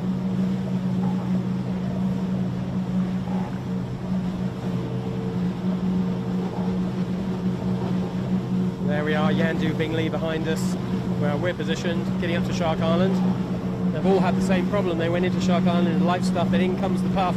They all have to readjust their angles. Some have had to drop spinnakers. A few have managed to get through that without dropping, but pretty much all have done a drop at the end, followed by a rehoist. It gives the bowman a bit of a workout, doesn't it? No, that was pretty torrid there, particularly the Honda Marine, the first guys to get the big puff. You know, they, as we noted, almost in the tide both ways, in the onset of the puff and then a lull, then a big puff, and then get the chute off, and then reset it again, all in about 1 minute. Pretty good stuff. His winning group. It's got Sevi pointing at really nice pressure that's coming towards. Yeah, that's right. So that's John Winning Jr. on the helm. Sevi, previous multi-time champion, as a helm in the middle of this boat, and Sam Newton, Oracle America's Cup sailor and Australian Cell GP sailor, and himself a multiple JJ Giltinan champion as well. That's a pretty tidy crew. Early days, but we're expecting just good things from them, and carrying the name of our event sponsor as well. So we're always happy when they do well. And then down at the bottom mark, of course, for the first time, Honda Marine have managed to get back. Well, they're back in the lead. I think they are. It's going to be close between them and Finport. On the right-hand side of the picture, about to appear is Finport. And it looks like Honda Marine, with that earlier jibe away, have just snuck around the front. They're on starboard anyway, so they're going to get into this mark first. Honda Marine get back into the lead. They gave it up briefly at Shark Island. So the bottom mark for the first time in the invitation race. Our leader is our current JJ champion, David McDermott on Honda Marine, closely followed by Finport Finance. Nice job by both these boats. They've extended just a little bit on the boats behind them. This could be a very interesting battle and an indicator, Jimmy Bury, of boat speed. Finport, one of the fastest, if not the fastest, straight line boat in the Aussie fleet. Honda, always quick last year. What have you seen so far in boat speed with these two guys? I'm liking both of them at the moment, I think. And this way to breeze that Honda's really showing that they've got some unbelievable speed both up and downhill. We do know Finport very well. Obviously Honda being one of our Kiwi boats that have come over. As you said, previous champion. So I'm very impressed with both boats. But as you said, I think it'll be interesting this uphill work back up to the peaks to see, up to the Beach Boy there, to see who can outpoint each other and who can get the guns down. And we do know that Finport can point high. Yeah, here coming around us now, we're nicely positioned right at the bottom mark. SeaTech, they throw in the drive drop, and just inside them will be the winning group driving early. They're going to have to go very deep the last little bit on the winning group. They just cut the corner a bit. So third round, invitation race, Alex Veiling on SeaTech. Fourth round, the mid-blue coloured boat that is the winning group, new boat this year. So more or less a 1 minute gap between the first two boats and the third and fourth boats. 1 minute delta. We'll keep our eyes on that and see how that changes as we got the race course. Next round, in fifth position, is James Doran on the good ship Asco. And he's got Harry Bethwaite in the middle, and he's got the not insignificant presence of Trent Barnabas. No, the other way around. Harry in the bow, Trent on the main sheet, mate. Not Yes. today. Yes. Are they? That way around, are they? Yeah. Trent in the middle. Yeah. There you go. Trent in the middle. Oh, so they got the nipper up front doing all the hard yards, have they? A nipper. A nipper. New sponsors might go around. Yeah, Bergenhead Marina. Nice job by the Bergenhead Marina. That was the boat that was Triple M, wasn't it? Bergenhead Marina stepped in to pick up the sponsorship just a few weeks ago. And yeah, we're paying the sponsors straight away. Fully competitive. Next boat around. Well, it could be Royal Oak Hotel, but maybe a little bit of, maybe a bit of a mess of the drop. No, they probably brought it back together again. Noakes Marine and then ASCC. So Sean Langman on Noakes actually keeping it together extremely well. He's setting a really nice first lap. ASCC having a lot of trouble on the drop here. Yeah, ugly drop from ASCC. They'll want to tidy that up if they want to be contenders for this series. They just got the clue stuck on the headstay and couldn't get That's it what it round, was. so. Yeah, because it was really a fairly straightforward drop coming in there at one point. It's wasn't about it? to be not. It's about to be not too straightforward. A bit of prawning. Yeah, it's a prawning thing. ASCC did start last, came right back up into the back of the leading group. Well, they're going to have a chance to practice their recovery, aren't they? Back up for a second time by the looks of it. Like they said, they were looking forward to the practice race. Not sure. Viewers at home, what that's like being in the forward air position or whatever to try and pull it out of the water. It's like going and getting a shopping bag and putting it in the bath and trying to quickly lift it. You know how light it is, and you can swing the thing around and then scoot it through water and Just try and lift it. crazy heavy. Now look then, and as we're seeing the boats go around the mark now, just a bit of a vacuum caused by just the sheer number of boats we've gone around before. It's very light just to get round the mark. Before and after, plenty of breeze. Brett Van Munster of Planters Online is barreling down towards us. Look at that white spinnaker approaching. Plenty of pressure, three stringing, coming in flat chat. He's got a bit on here. He's got to bear away, get the kite down, not hit ASCC. Good luck with that. But he's the boat builder. He might have a bit of work to do tonight. Oh, he's going to go for the dramatic late drop. He's given the boy a good old whack. But is it all going to end well here, Bucko, or not? That's called a high-risk manoeuvre in the trade. That is high tariff. Not what you'd ideally do in a race, but, you know. Not have a too many scope. options. Have a scope. Is it? That's correct. So Brett gets away with that sort of. ASCC go around the outside. Next down here is going to be Armory and Pittwater, followed by Jared Simpson from the UK. Then the German boat, Marine Pool. And that pretty much brings up, we have Maersk as well. We've got Panasonic Lumix from America, and that's your fleet at the bottom mark for the first time. Here we go, lap 2 is about to begin with 3-lap race. And at the middle back of the fleet, Bucko, usual mixture of mixed boat handling is probably the polite way of putting it. But the front and the middle of the fleet look pretty tidy. Well, you would note that the best 2 sets at the windward mark were the boats that were first and second, and you know, this regatta, I think, because of the 4 short races, the best execution is probably going to win. And you know, we just saw ASCC have a little bit of trouble at the bottom, so they've got to sharpen up. But they will, I've got a feeling. Yeah. No, I mean, it was interesting to watch. They didn't. They just went about it calmly and fixed it without. Yeah, you're right. Well, you work on the basis that stuff happens, you got to manage it. That's ASCC, still on camera with us at the moment. There they are, just ticking along here. They're kind of a little bit worse than mid-fleet. They just dropped off the middle of the peloton, but plenty of chance to try and get back through the fleet. Ahead of them, their immediate targets are Smeg, who are having an atypically poor day at this point in time. That's Michael Coxon and his gang. And just up to windward is the Kitchen Maker, and then John Winding's Yandu. And then it's not long before you get into Noakes Marine, and then we're into the leading group. So ASCC have got good targets in front of them. We'll have another chance of doing that. To win with them is Bingley as well. They've got a bit of work to do as well. They want to get themselves dialed in. I'm expecting Bingley to be there or thereabouts this year, Bucko. I know that they're not happy with their small rig, slightly older sails, but the big rig looks pretty tidy, and the crew lineup's rock solid. And Mick Lane looks like he wants to score a good result this year. Yeah, but they do seem to struggle in congestion. You know, when it gets to, you know, tactically they've been quite good, but in congestion they seem to struggle to escape. So, you know, this is going to be a congested week, as I said, with short course racing in particular. The premium on clean execution and figuring out where the clean air is going to be and not going the wrong way too much is the high premium on that skill set. Well, here we are with John Winning on Yandu, just right in front of us right now, approaching Bradley's head. So, well, you can see it. The camera makes it look close. That's because it is close. And he's going to have to be tacking soon. We can watch how John Winning, the most experienced skipper in the fleet by quite a long way. How does he tack? Well, you're on camera now, John. Don't let us down. Approaching. Rig looks nice. Setup looks good. Plenty of speed. Bit of twist. Going in fast. Boat's nice and flat and level. Setup, Bucko, is as good as you get. Now let's see how the execution goes. Into windward a little, please. Tommy Cloud in the middle, subbing in on the motion today. Pretty good. Tommy waiting in the middle. Not much wind, went a little too far, but all good. It's good by Tommy, right? Yeah, no. Read that well. Yeah, beautifully done. No slouch though. No, you could put Tommy in any position on the boat, you'd be just fine. But nice, all three. It takes all three to do it, and actually, as ever, super critical is the tacking exit angle. And not surprisingly, John Winning nails the exit angle. His crew back him up, and we get through. And there we go. There's a tack done from up and close and personal. Crossing just behind him is Smeg. Coco will try and get himself up through this fleet a bit. He'll be going right the way into this corner, that's for sure. He'll want to tack as late as he dares. There is a spectator boat. There's that big white boat. Well, not a spectator, actually, just a ferry out in the harbour. He's going to have to think about how he handles that he's just on his way out. Going for the full squeeze here. All the way into the rocks. Wow. Oh, don't hit your centreboard, mate. Day before the big event. Anyway, lovely tack by the Smeg. In a bit more pressure than Yandu, so a little easier. But they come out in really good shape. More pressure right against the headland, and he's just got the ferry stop for him, which was nice. So he's got a nice way out of here. Yeah.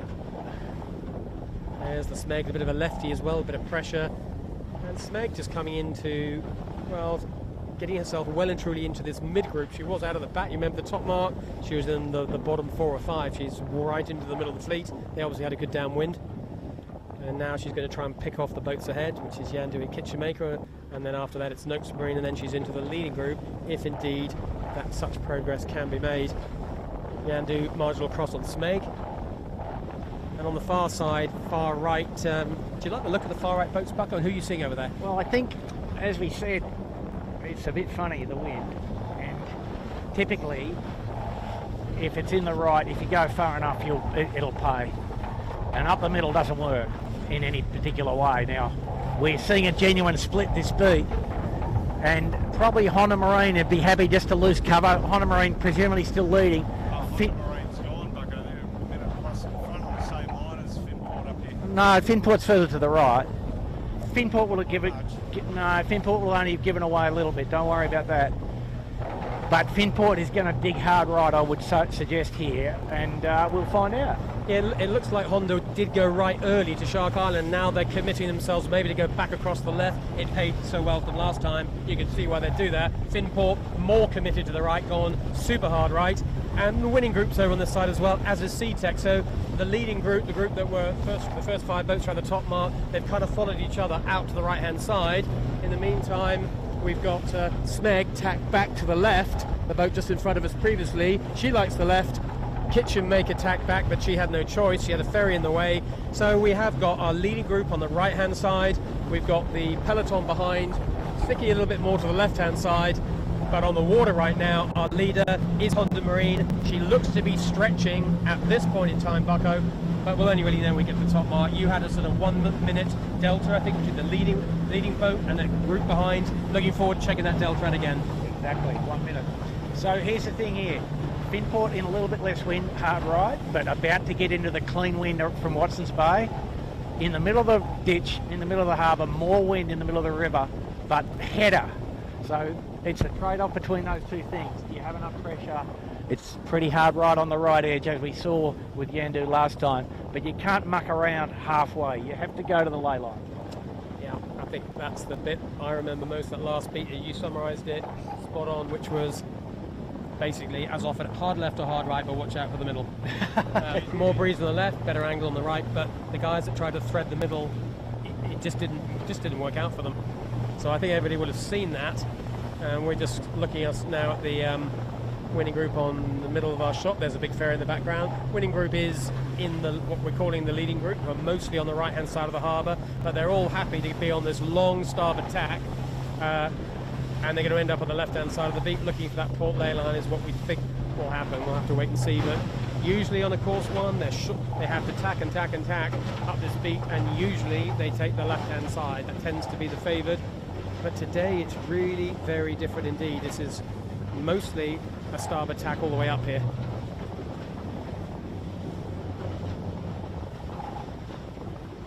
And here we are, just in front of us, we've got Finport. Oh, there's Finport on camera now.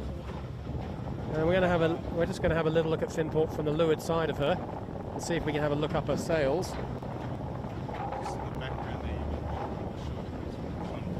Yeah, we're just kind of trying to cover all angles. There's always a little different, but as Jimmy said, our leader Honda has decided to tack back to this hand side. I think she's looked over her shoulder, saw Finport high on the right, feels exposed. So Honda's coming back at us. We'll see her in a second, but we're close in on the Finport. This is one of the fastest Aussie boats. Bucko, what are you seeing as you look as close as we are here?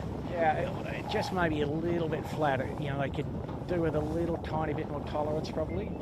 Suffer a base, isn't it? Suffer a little drag in the puff, but be a little bit better downrange. Honda's in front, and you see what I'm saying here. Seeing here, you know, deeper mainsail would be helping them right now. So Honda's elected to tack on the leeward bow. How about that? There's the leader just to the left of your picture, just ahead. She came across to where Finport was and decided maybe she saw Finport in this lighter stuff and said enough's enough. Tacked her head, dead ahead and in line. Lovely defensive position to be in.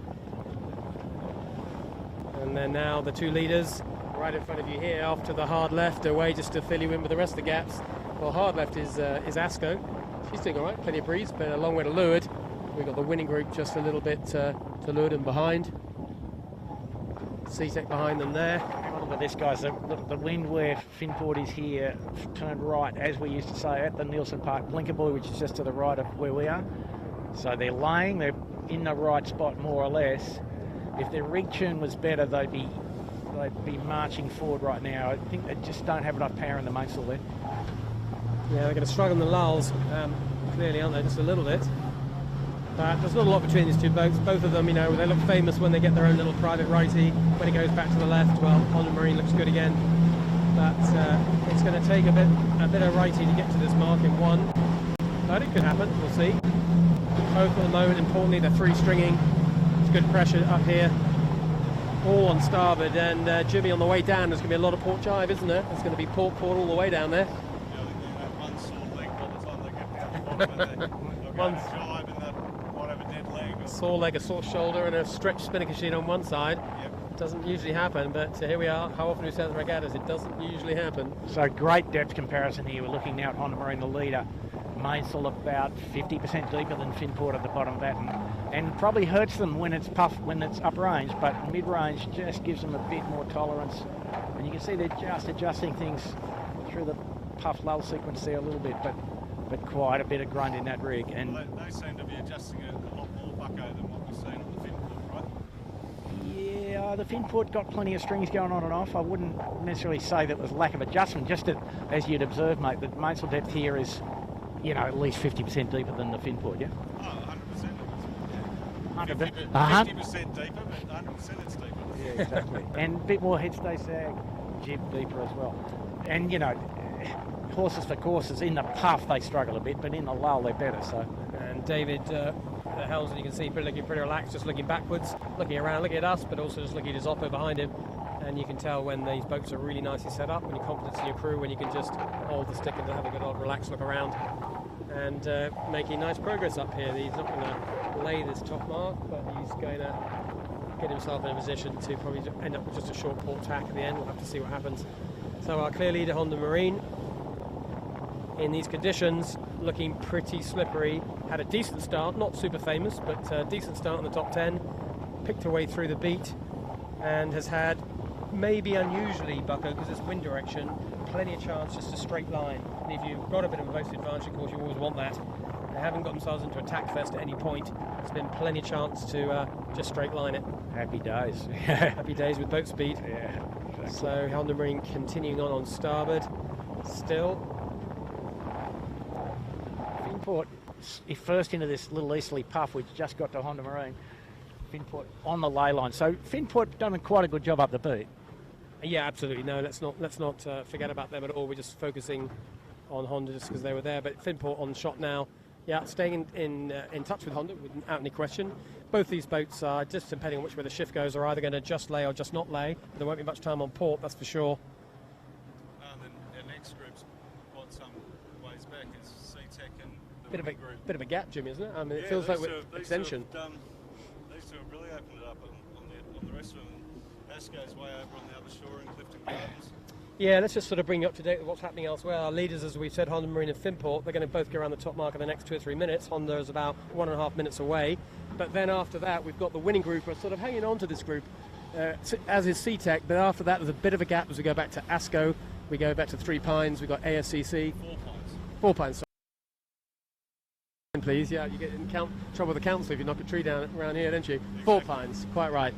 But we'll see at the top mark exactly what the kind of deltas are and see who's stayed in contact and who's lost contact. It's going to be interesting looking at the time differences here. We'll get a real sense of what has happened up this beat, but one thing's for sure, on camera now, Honda Marine, they're now laying on port. Finport are going to not quite lay on starboard. They're going to be about 30 seconds behind by the looks of it. So good job by both of these guys. They've both picked pretty much the right way. Honda conservatively came back to join Finport on the right-hand side. Tactically, probably exactly the right thing to do there, Bucko. Too risky for Honda to stay on the left-hand side. So she gets around the top mark first. Oh, wow, and they're jibing. Wow, how about that? Goes into a jibe set. Well, maybe she thinks there's more breeze over here. That was a little unexpected. More pressure coming down over the Sound Pigs here, Bucko. So Yeah, no, fair. Out of the boat for 5 minutes, and I think they've got it. Fair comment. It's a brave call, but it was a bold call, Jimmy, wasn't it? We weren't expecting it. Well, yeah, it's almost straight down there on port. Second boat around is Finport. Let's see what they do. This looks like it's, well, they've gone with the same. They've gone follow my leader as well. I mean, there is a rule that says more breeze on that side, isn't there, on average? And maybe today we've seen that too. Let's see what the rest of the fleet do. So Finport and Honda on a very high starboard jibe. When they do jibe onto port, that's probably the last time they'll jibe pretty much all the way down. It's going to be port all the way. But they want to position themselves on the other side of the harbour. So there you see our leaders, 1 and 2, Honda Marine, Finport on starboard jibe, getting across to the other side. Honda now roll into a jibe. They'll be the first ones to do it. And then we'll see how that plays out for them. That's 1 and 2. There is a decent delta here. Buck has got his watch running. Luckily, I forgot, but I'm glad he's remembered. And this gap is going to be bigger than last time round. It's looking like Asco, who are approaching on starboard ley line, might well be third bird around, but very close between them and Winning Group and C-Tech. I did notice Asco worked that western channel on the left-hand side on the way up. They did, you're right. They did, absolutely. There's Asco on camera now. She's on starboard tack, remember. C-Tech just on ley line, just on skinny. C-Tech does not want to duck here because she won't be on ley if she ducks. Asco goes up to her, makes life a little awkward, tacks right on her face. Skinny ley line for both of those, but they'll make it, and just behind them is the Winning Group. So Asco going to go around third. C-Tech are going to be just behind them. And the big loser out of that Winning Group. Yeah, I mean, big in position, but in distance, not much. I mean, very little between these boats. It's just, one tiny little shift or one tiny puff, nothing between them. And we have still got the Jibe Set Fest going on. Wow. So far, it's been 2 great Jibe sets, but this doesn't look so pretty for Asco. Oh, the Asco, very untidy. And Winning Group. That comes with that whole, that crude structure that we've been talking about. New crew, you did say that. Crew, just something that probably haven't practiced as a jibe set. And our first non-jibe set of Winning Group, keeping it simple, just as a bearaway set. That's the left of your picture. Winning Group 5th round. They're happy just to do a bearaway set. We'll see how long till they come back. So the first 2 boats, Honda and Finport jibe set, as did Asco, slightly uglier one. C-Tech, quite a tidy one. That's your 3, 4 and 5th place Winning Group, who are continuing on port. And I'm just watching them with my eyeballs. You can't see them off camera, but they're doing quite nicely on port jibe. They've got a nice little gust. They're heading nowhere near Nielsen Park. They're not getting sucked up into the park. They're heading right down the harbour on port jibe. At this point, it's very early. It's a nice little advantage to the Winning Group.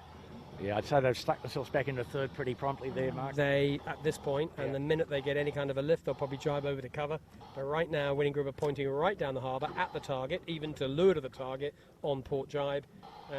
We'll see how that pans out. We're looking at Asco and we're looking at C-Tech. Asco's just rolling into a jibe now. They've just done their jibe back at the woman mark. Here we are. This is Noakes Marine. In close proximity is 4 Pines with the extra tree grown back. Thank you, 4 Pines. And then Kitchen Maker will be the next boat around, followed by Smeg. Smeg sort of getting into this group, Bucko, but not doing it at an electric pace. No, they're not. They don't like it downrange too much, I'm not sure quite why, but historically, they haven't. So we've got a fleet of Finns coming up here too. Look at this, Jimmy. This must be the local. This is the Aussie Finn squad training. Well, I'm just looking at it on the obviously similar to what we do on the 18s. We've got the nationality flag. It's Japanese. It's Great Britain. Yeah, international fleet of Finns, which for classes has been knocked out of the Olympics. There's Bermuda, yeah, absolutely. Nice job for the Finn boys. Anyway, we're looking at Noakes Marine. There's the Finns just on camera there, just giving you a quick look at what we were talking about. And here we are back on Noakes. So Noakes Marine did a bearaway set, and the same that Winning Group did, and they're just pointing straight at the target, And the wind has shifted a little bit, but I think the other boats all talked themselves into a jibe set when it was not that obvious that it was the right thing to do. No, well, you look at Winning Group just in the back of that shot there, you can see the Winning Group, and they're almost bowing the mark, so yeah. Well, she's level with Finport and bowed down to Finport. Yeah, it's always happens as... Yeah, there's a boat going, but what is the problem? What could the problem possibly be? Well, if you could move forwards, my friend. Anyway, Sean is politely going to just sail on by and let the good ship Wild Child, the cruising boat, enjoy themselves.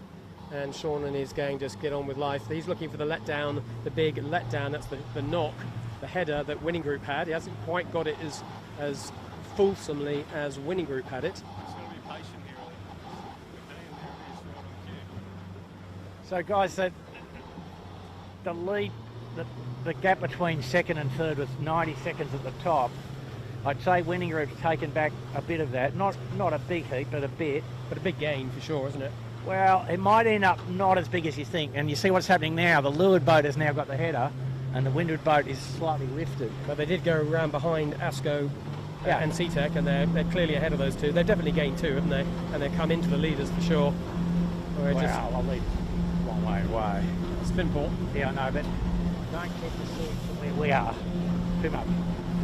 Yeah, we're going to get up to the leaders down the bottom of the mark. They're kind of in the bottom third, last third of this run number 2.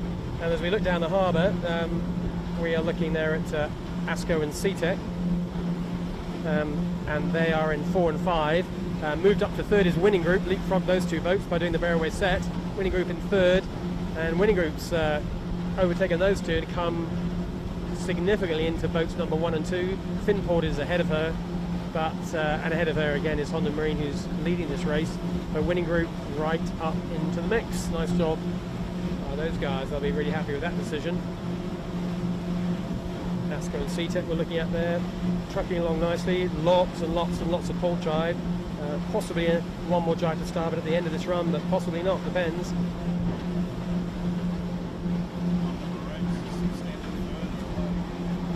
You're absolutely right. I mean, they're in the distance so far that we can't pick them up too clear on our camera. We might be able to get a drone up there in a little while, but they're a long way ahead. But our leading boat is Honda, who has extended.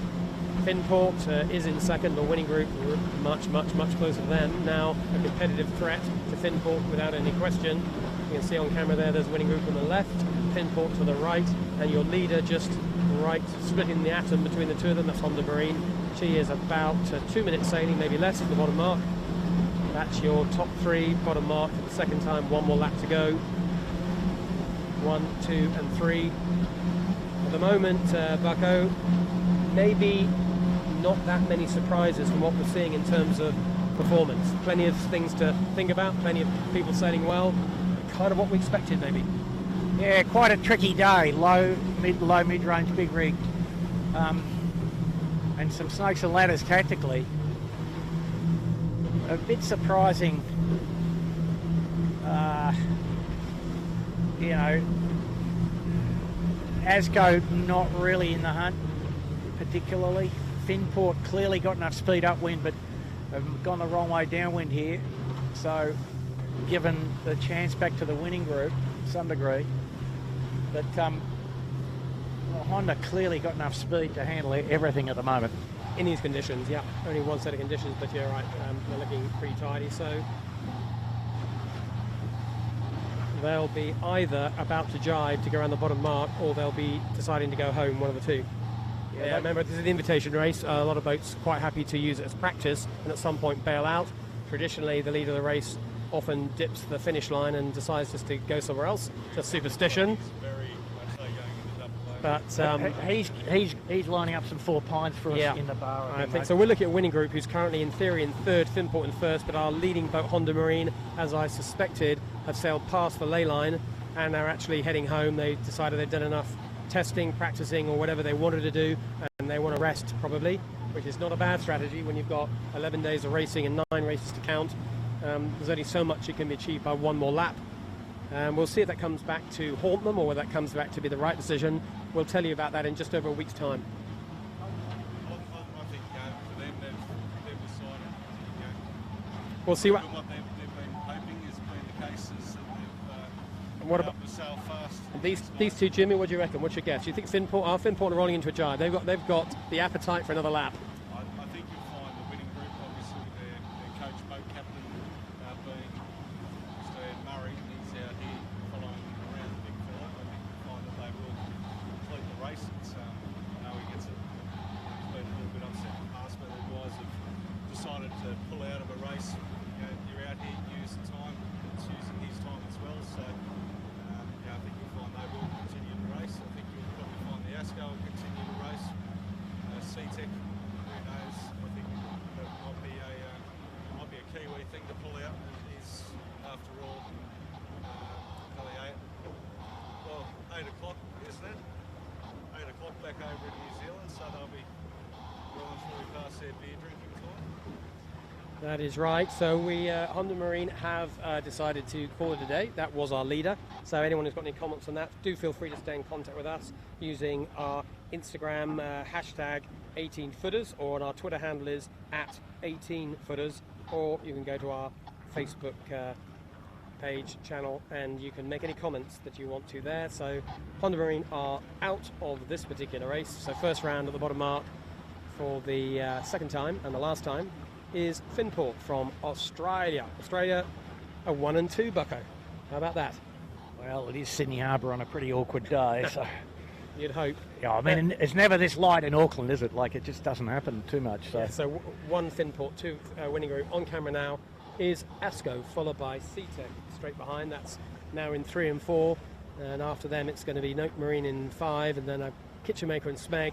And that is the middle of the group. And then there's a decent amount of gap before we get into the boats behind, which is looking like ASCC from New Zealand, John Winnings Yandu, and Mickelane's Bing Lee.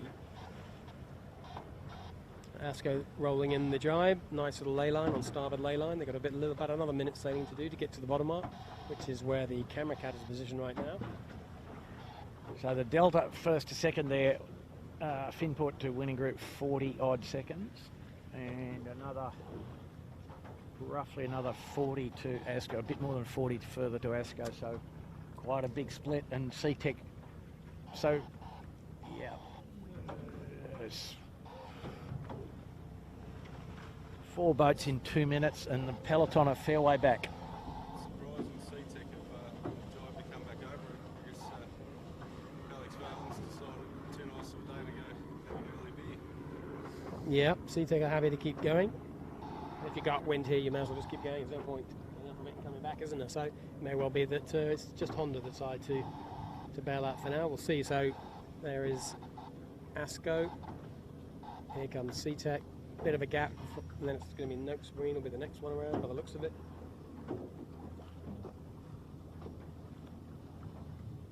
Nice close shot of CTEC, just getting the boat around. Breeze is down a little bit here, Bucko, isn't it? We're only struggling to get on 3 wires. It's gone right as well, isn't it? We're not pointing under Bradley's head. They're all pointing to windward of Bradley's head. That's going to make this a bit more of a...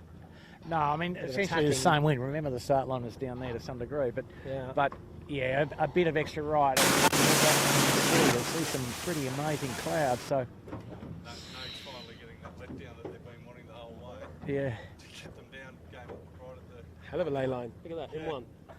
From halfway down the harbour. So they're the boat that we followed around the top mark, right? There it is, that's right. There's Noakes Marine. In the end, finding a funky ley line. Sean will be pretty happy with that. I think he'll be pretty happy with his performance. Not his favourite conditions, this light to medium tricky stuff. He loves it when it's a bit fresher. So he'll be pretty happy with how this is going. He'll be a little less happy with how he went around that mark, I suspect. That's a little bit untidy. oh, and the breeze But hard right now. performance, Wow. yeah, big righty, isn't it? But it's I don't know if we can see pretty those competitive. red shoes that Sean's sporting, the red sailing boots. Look at that, he must red suede dancing shoes or something. That's what they look like. It does, doesn't it? Fixed his bags up this morning. So here comes Kitchen Maker slipping around. They've been in amongst the action all the way through this. That's Jordan Gertis, Lachlan Lucky Doyle, and Tom Quigley. That's Steve Quigley's nipper at the front. Yeah, they have an ASCC. Here they go around. They've been a story of up and downs for them. Started last, got up into the back of the leading group, and then had another shocker at the bottom mark last time we were here, and we're right back to pretty much the back. And Yo-Yo, here they go again. Yo-Yo performance from ASCC today. I'm hoping to be shaking that kind of cobweb performance out of their system. Next round, Michael Coxon on Smeg. Michael sailing with what I keep thinking is the usual Smeg crew, as in the crew that sailed with Napo? With No, Mr. no. Napo. Ricky Bridge and Mike McKenzie. Yeah, Ricky, Bridge and Mike, the rock solid team, and now with Michael Coxon as their alternate skipper for the year, maybe more than 1 year, but certainly for this year. Wow. And just behind them is the Royal Oak Hotel. Bing Lee just getting hit by a big puff just in the background there on the screen behind the Andy. Just as you want to... Yeah, here comes. They're getting hit with a good puff just as they're trying to drop the chutes. Yeah, there is a little bit of an extra breeze down here, that's for sure.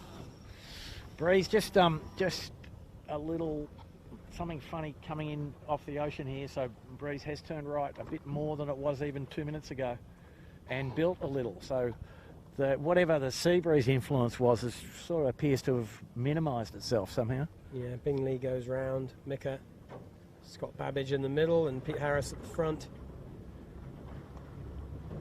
Off they go, and we'll move ourselves up through the fleet a little bit. Just 1 lap to go. This is the final lap, up the top mark, and then back Varshark Island to the finish.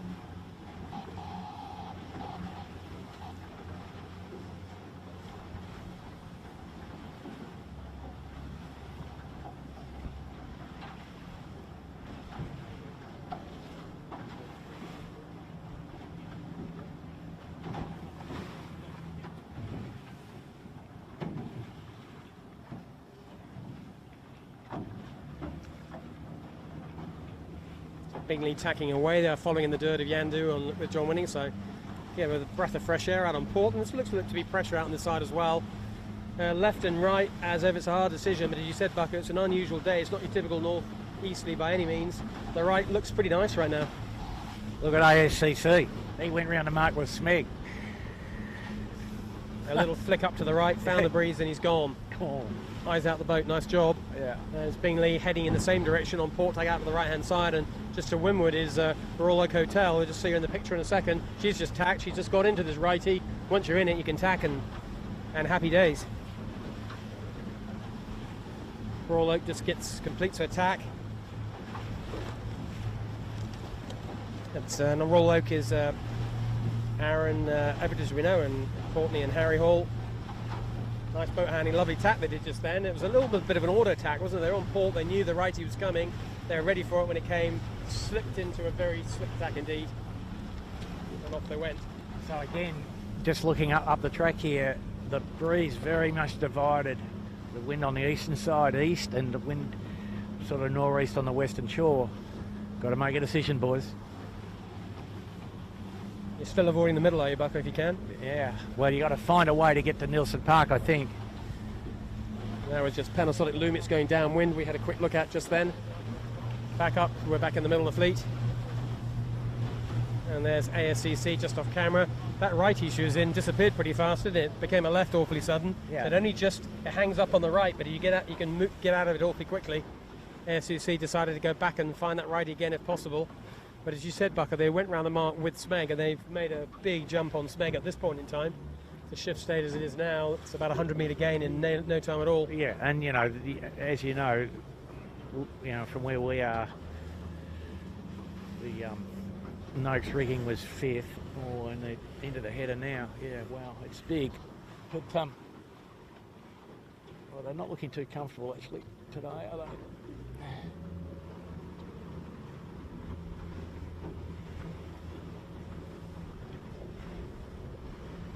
Yeah, the rig looks a little bit too soggy down low, but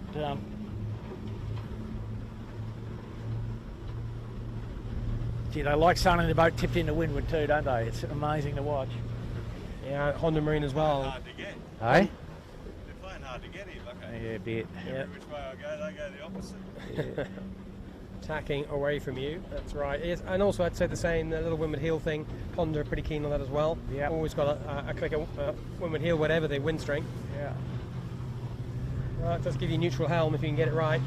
Not much margin for error, but so we're right up behind ASCC now. Breeze is within that righty they're looking for. A lot more wind than there was on the left just only a minute and a half, 2 minutes ago. So they're in the right if it can stay. And a large ferry to the left-hand side of them, just off camera at the moment. Yeah, and a good line of wind coming to them. I think they're in a good spot here. Yeah, I think they're going to be okay. The boat they went round the mark with before Smeg has been forced to tack by a ferry that's just off to the left of your picture right now.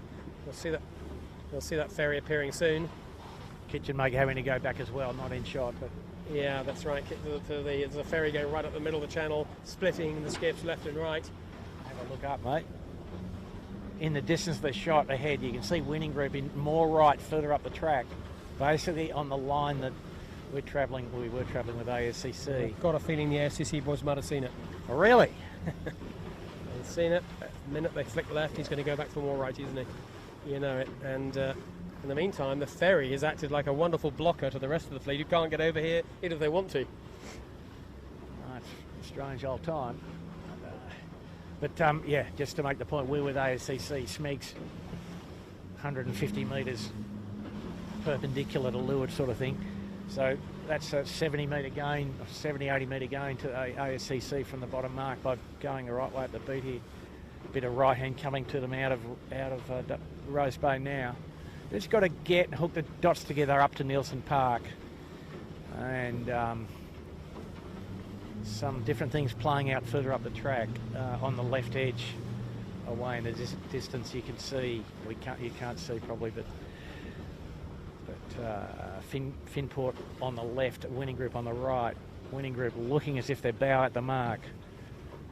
So ASCC here just inverting in a good little puff, and it tells you breeze is probably going to turn right some more, but We'll see. They're just riding the wake of the ferry right now. This is a little mini tsunami we got here. Well, that's the ferry on the left of your screen. And right now it's very advantageous to ASCC. It's worth them staying here. It's a little bit of a mini surf. And I'll get a nice little drag along from that. It's worth a knot and a half or so, more at times. I think as soon as they fall off the back of that, wouldn't surprise me if they tacked over for a bit more the righty. Yeah, it's Up ahead you can see, as Bucko was saying, the leading group ahead, which is off to the right, is winning group. Finport to the left, they're all in right-handers. Every time they get a puff, the power goes up. Josh having a look now. There's not a lot of port tack left in this, and you know the righty's going to come. You just got to be best positioned for it.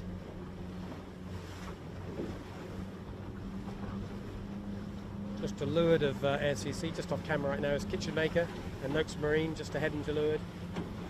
And Royal Hotel, Double Bay and Smeg also in close proximity to leeward as well, all on starboard. Pretty much the whole fleet's on starboard right now.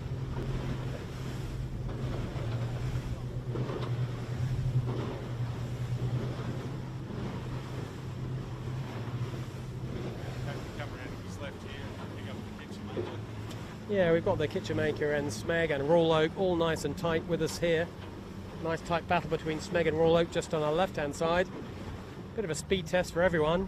Kitchen Maker in that ferry wake as well, but also a little bit of the vacuum too. Tricky sailing, but if you can get it right, you can make a gain here. But easy to get it wrong and dig a wing in, and that's never a happy experience. There they go. Good agility from the crew of the Kitchen Maker. Tom Quigley earning his keep at the front there. Fast in, fast out. Just up Smeg on your right. Royal Hotel. So the Royal Oak will probably be looking at a tack out, which is, it's really hard to actually look for a tack out when you're pointing so high, right? And while we were following these guys, the boat previously we were talking about ASCC, she did indeed tack away onto port to get onto the right-hand side. Everyone else has stayed on this starboard tack, so they're broadly middle to the left, including the two on camera now. Like Royal Oak could come back into this. They've cleared their air again. Look at that. It's a real touch-and-go battle between these two. Smeg had the upper hand only a minute ago, and now Royal Oak has just punched straight back into them. Clear air, no problem at all. And now, Those ferry boats, Mark. yeah. Who can use them better? Now Crockett has got to worry about keeping clear air to windward and not getting affected. So nice little battle. What that shows is in these conditions, very, very close performance between these two boats. Yeah, these two are having a great race. Just off from the distance there, just in front of the Royal Oak there on the screen is the Noakes group.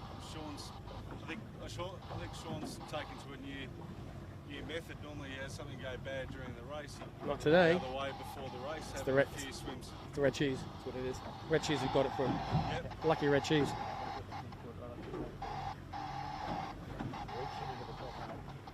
The next Marine, the one Jimmy was mentioning, they got a little bit of a righty. And talking of righties, Bucko, you've seen something out of the right-hand side, haven't you? Well, it's interesting. Winning group has dug back to be hard right, so they were challenging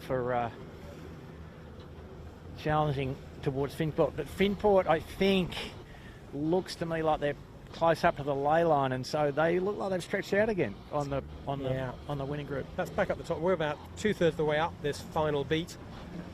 And we're going to keep an eye on the leaders, of course, but also interested in this little battle between Smeg, Royal Oak, and Noakes Marine. I'm just going to get the camera cat repositioned into the middle of the beat. But our leader is Finport, who looks like she has stretched a little bit on winning group in second. She has stretched actually quite a lot, and she's pretty close to ley line for the top mark for the final time. And the next boat back is winning group. Not far behind is Asco's, taking a slightly more left-hand side, but Finport in first right now. Asco and winning group close, probably a small advantage to winning group right now. And then it's SeaTech. Alex is staying in touch with this group without any question at all. Struggling to get right into them, but he's just hanging off the back of them, but he's in a clear fourth position. And if the right pays, which we think it will, ASCC, Josh Perepsky, who did tack over to the right, I think he's going to be the boat in fifth. The boats that we were following on the left, that's Noakes Marine, Royal Oak and Smeg, they are the guys who are going to try and challenge ASCC for that fifth slot. Just depends which side pays off. At the moment, the right looks good, they've got pressure, they've got a right-hander, they're pointing at the ley line. That all sounds pretty nice, but will the pressure hold? Will it stay in the righty? Well, we're going to find out pretty soon. Next couple of minutes we're going to know the outcome of that, and then it's one run down to the bottom to the finish, into the boat park. Day one over. Winning group for a while there, well up above the lay, but now into a bit of a headbutt. Just not on screen, guys. Sorry, and we're travelling here with ASCC. Finport on port. The winning group's going to lead here, guys. Amazing. Yeah, that's the big high shot we're showing you. They're looking up towards Sydney Heads. And there's our leaders, winning group on the right-hand side. Well overstood for the windward mark. Oh, yeah. No, they're not going to lead. Finport's there. Sorry, everybody. Misinterpreting. We're on the camera boat. We're about half a mile downwind. Yeah, we're just looking at Finport at the moment on the drone. Finport on Port Lay, and winning group on the other side of the starboard coming towards them. But Finport look like they have, from where we are, they look like they have the lead. We're going to see a little more clearly in a second from the shot. It's winning group just to the left-hand side of that drone shot right now, as Finport approaches the mark. Finport bear away done. There goes Finport. She's got that top mark, so she's looking like she'd be about 45 seconds ahead. Winning group reaching in, Mark. Yeah, as you said, winning group overstood. Maybe not a bad thing to do. No, it does pay to overstand us. Yeah, I think you're right. Strange but true. Finport, the leader at the top mark. Up goes the kite. Not the best set they've done this year, but anyway, quite a good lead, in fact. Yeah, no suggestion of a jibe set that time. Well, they got to get the shark. Not much wind here though, but it's well forward the wind, so I think it'll be comfortable. I just have to deal with the issues going in towards shark. Yeah.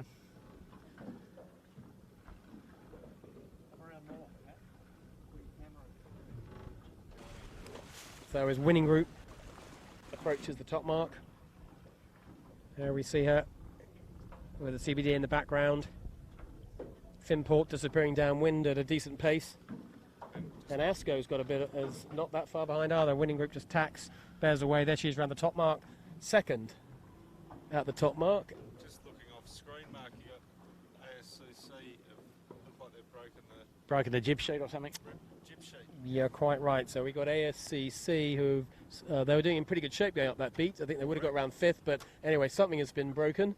And they're heading back downwind without a spinnaker, so it looks like they've got a pole. We'll see what the story there is in a little while. Back at the top mark, it's Asco goes round in third position. I think it's going to be Seataker going to go around fourth probably. And then we're expected to see Noakes Marine, Smeg.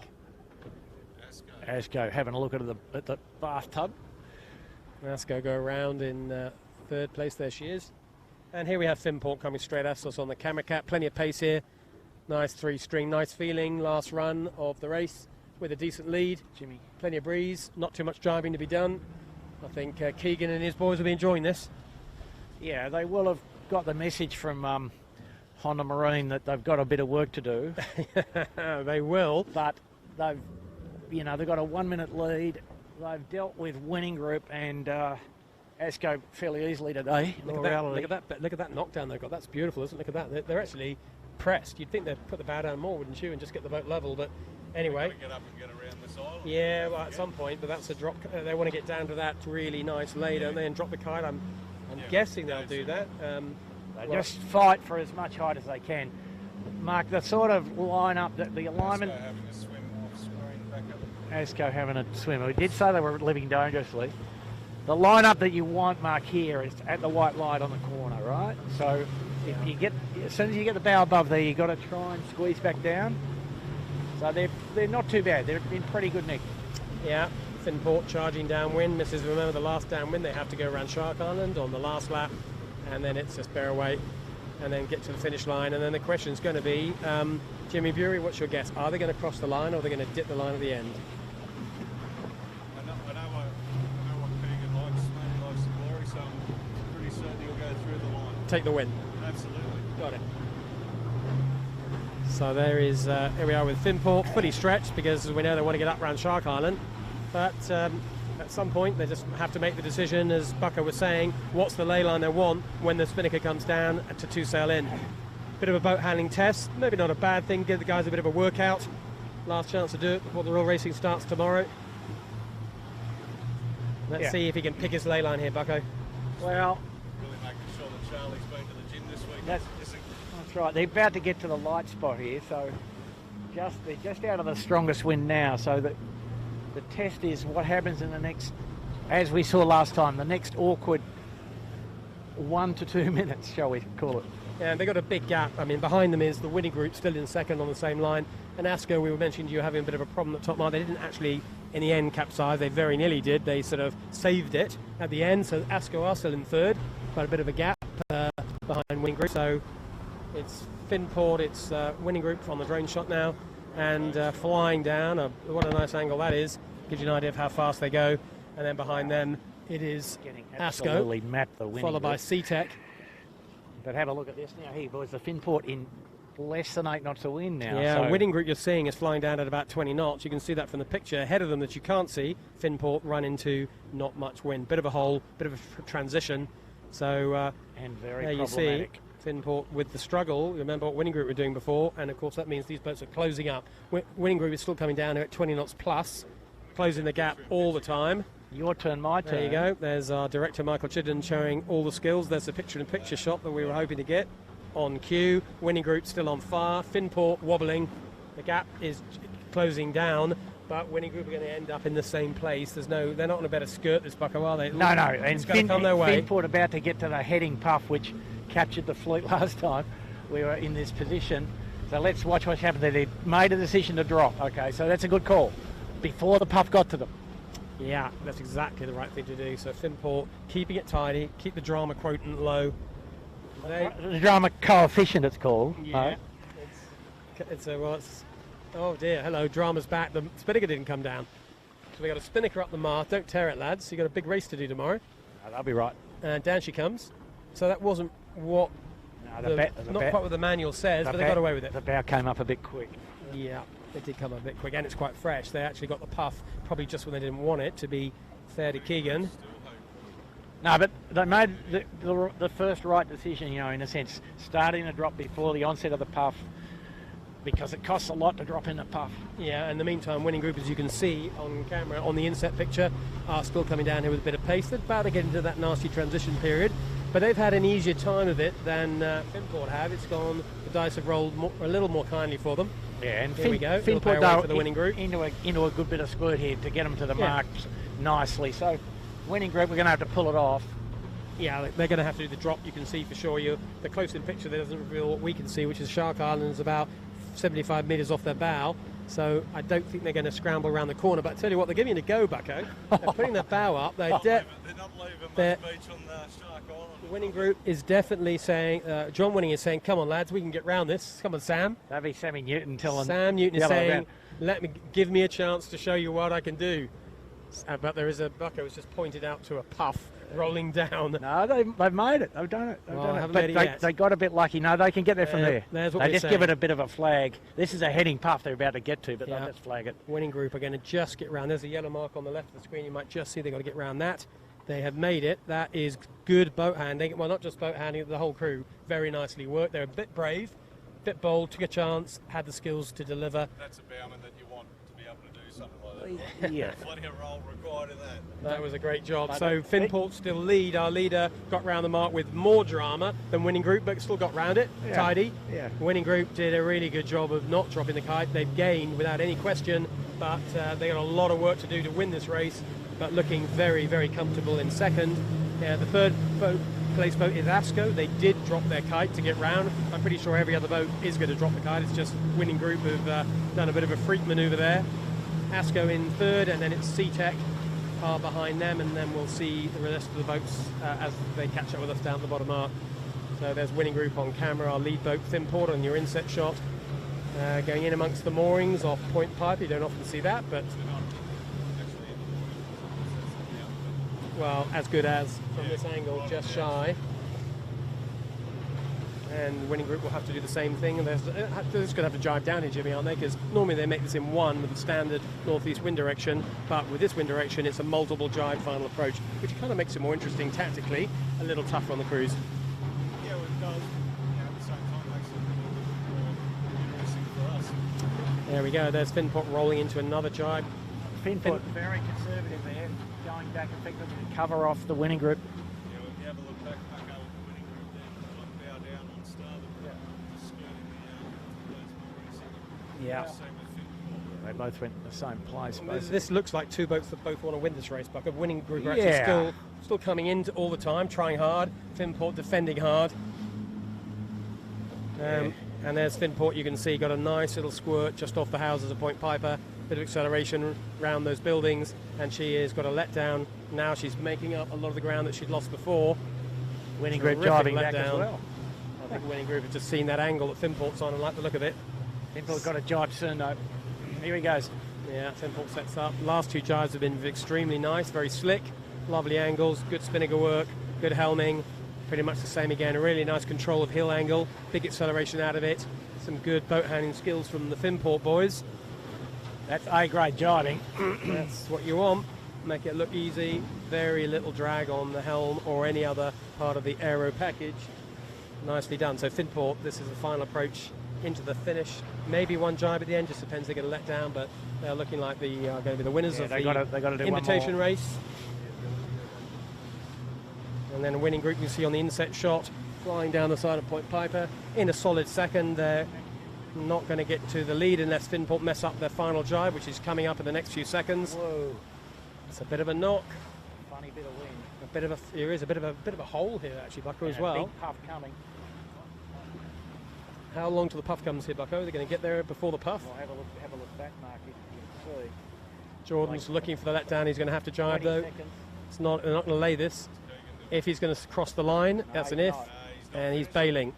He's bailed the finish line. He's decided to use the superstition rule and to choose not to cross the line. Look at winning group coming into this finish, would you boys? Absolutely on fire. Next back is winning group. Is this going to be the first boat to actually cross the line? Are they going to duck it as well? If they heat up any more, He's on the they low can't line. do much else. They are really Wow. pushing So together. winning group crossed the line in second, but actually crossed the line first. The first boat to finish correctly, which means the winning, John Winning and Sevi Jarvin and Sam Newton, the crew of the winning group, win the invitation race of the 2019 J.J. Giltinan 18 foot Skiff World Championship, sponsored by guess who?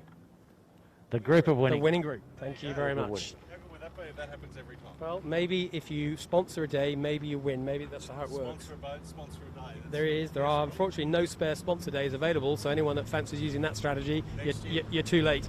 Yeah, all the days are fully sponsored. Each day of the racing, we have a different sponsor, which represents one boat, and we always hope they do well, clearly, and they bring out a lot of supporters on the various potato boats, and each day we'll tell you who that is and make sure we give them plenty of exposure for thanking them for their sponsorship. Just seeing crossing, going back to the boat part, ASCC, we mentioned before that they'd had some kind of an issue, that they didn't get to the top mark and didn't put the kite up. Well, they're two-cell reaching back home. They don't look to have anything too serious. Something to do with the pole, something to do with the bob stage. It looks like the jib sheet broke or came Jib off, or the sheet. self-track, Okay. yeah, whatever. So why didn't they put the kite up if that was the case? Well, because they wanted to preserve the jib, I think. Yeah, maybe. Anyway, ACC are going home. They look all right. They're going to fix whatever problems they've got. Next over the line, if they do indeed cross the line, legitimately will be ASCO. So winning group are the only boat to cross the line correctly so far. Here we are with ASCO, Trent in the middle, Harry on the front. One more jibe to go. And they will finish. James Doran is going to finish. The ASCO machine, there she goes, crossing the line in second.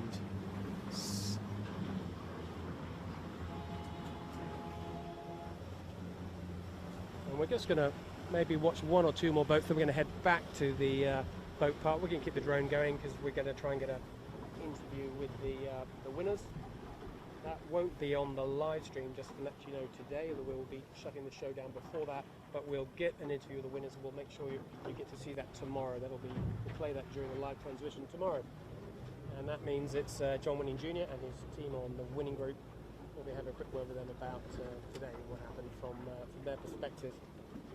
Anyway, just before we do close down today's transmission, we're just going to watch another couple of boats crossing the line. And the next boat coming at us here, well, it's Sean Langman. Had a great day, no doubt at all. He sailed really nicely all day long. And behind him, it's going to be SeaTech. Not much between these two. There's Sean on the left of your picture. You're going to see coming out of the right-hand side any second now is SeaTech. That's Noakes, followed by 4 seconds, maybe 5 seconds later is the SeaTech Good job, guys. And then it's Cocko's Smeg, Michael Coxon on Smeg, and then a bit of a gap before we get to the kitchen maker Caesarstone. And then behind them, it's looking like it's going to be Royal Oak Double Bay and John winning on the good ship Yandu. We'll just let these guys come down towards us now. Tits, are you happy to wrap up soon?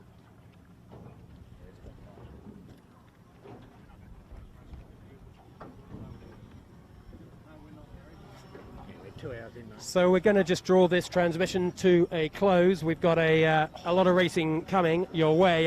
Thank you for staying with us today. The invitation race that JJ Giltinan is coming to an end. We have a clear winner in the winning group. We know that Jordan on Finport could have crossed the line first, decided to duck. There's the suspicious mind for you. Keegan York ducked the finish line. Oh, you're absolutely right. There's a lot of similar names there. Yeah, Keegan could have won but decided not to. So it's John Winning Group win the race today. And just to remind everyone, tomorrow is the first race of the JGA Championship 2019.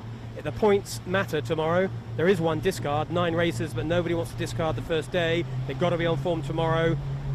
The weather, Bucko, very briefly from you, looking like a nice day. Yeah, just a nice nor'easter. Excellent job. And so tomorrow, just to remind you, we will be live from the boat park at 2:15. Come and join us. We enjoy your company. Come and tell us what you're enjoying about the racing. Get involved. Excuse me. And at 2:30, we switch to live to the camera cap. And the live transmission from 2:15. There will be interviews. There will be a view of the boat park from the drone, etc. And we are on the race course at 2:30. Thank you for joining us for today's invitation race. Thank you for the winning group sponsoring today. Thank you to my camera cat colleagues, Jimmy Berry driving the boat and commentating, Bucko for helping us sort out the wheat from the chaff on the racecourse, and as ever Michael Chittenden, our super director, plus his technical team and the drone pilots and the safety crew, etc., etc. Thank you to all of you. Thank you at home. See you tomorrow. Goodbye, Skiff fans.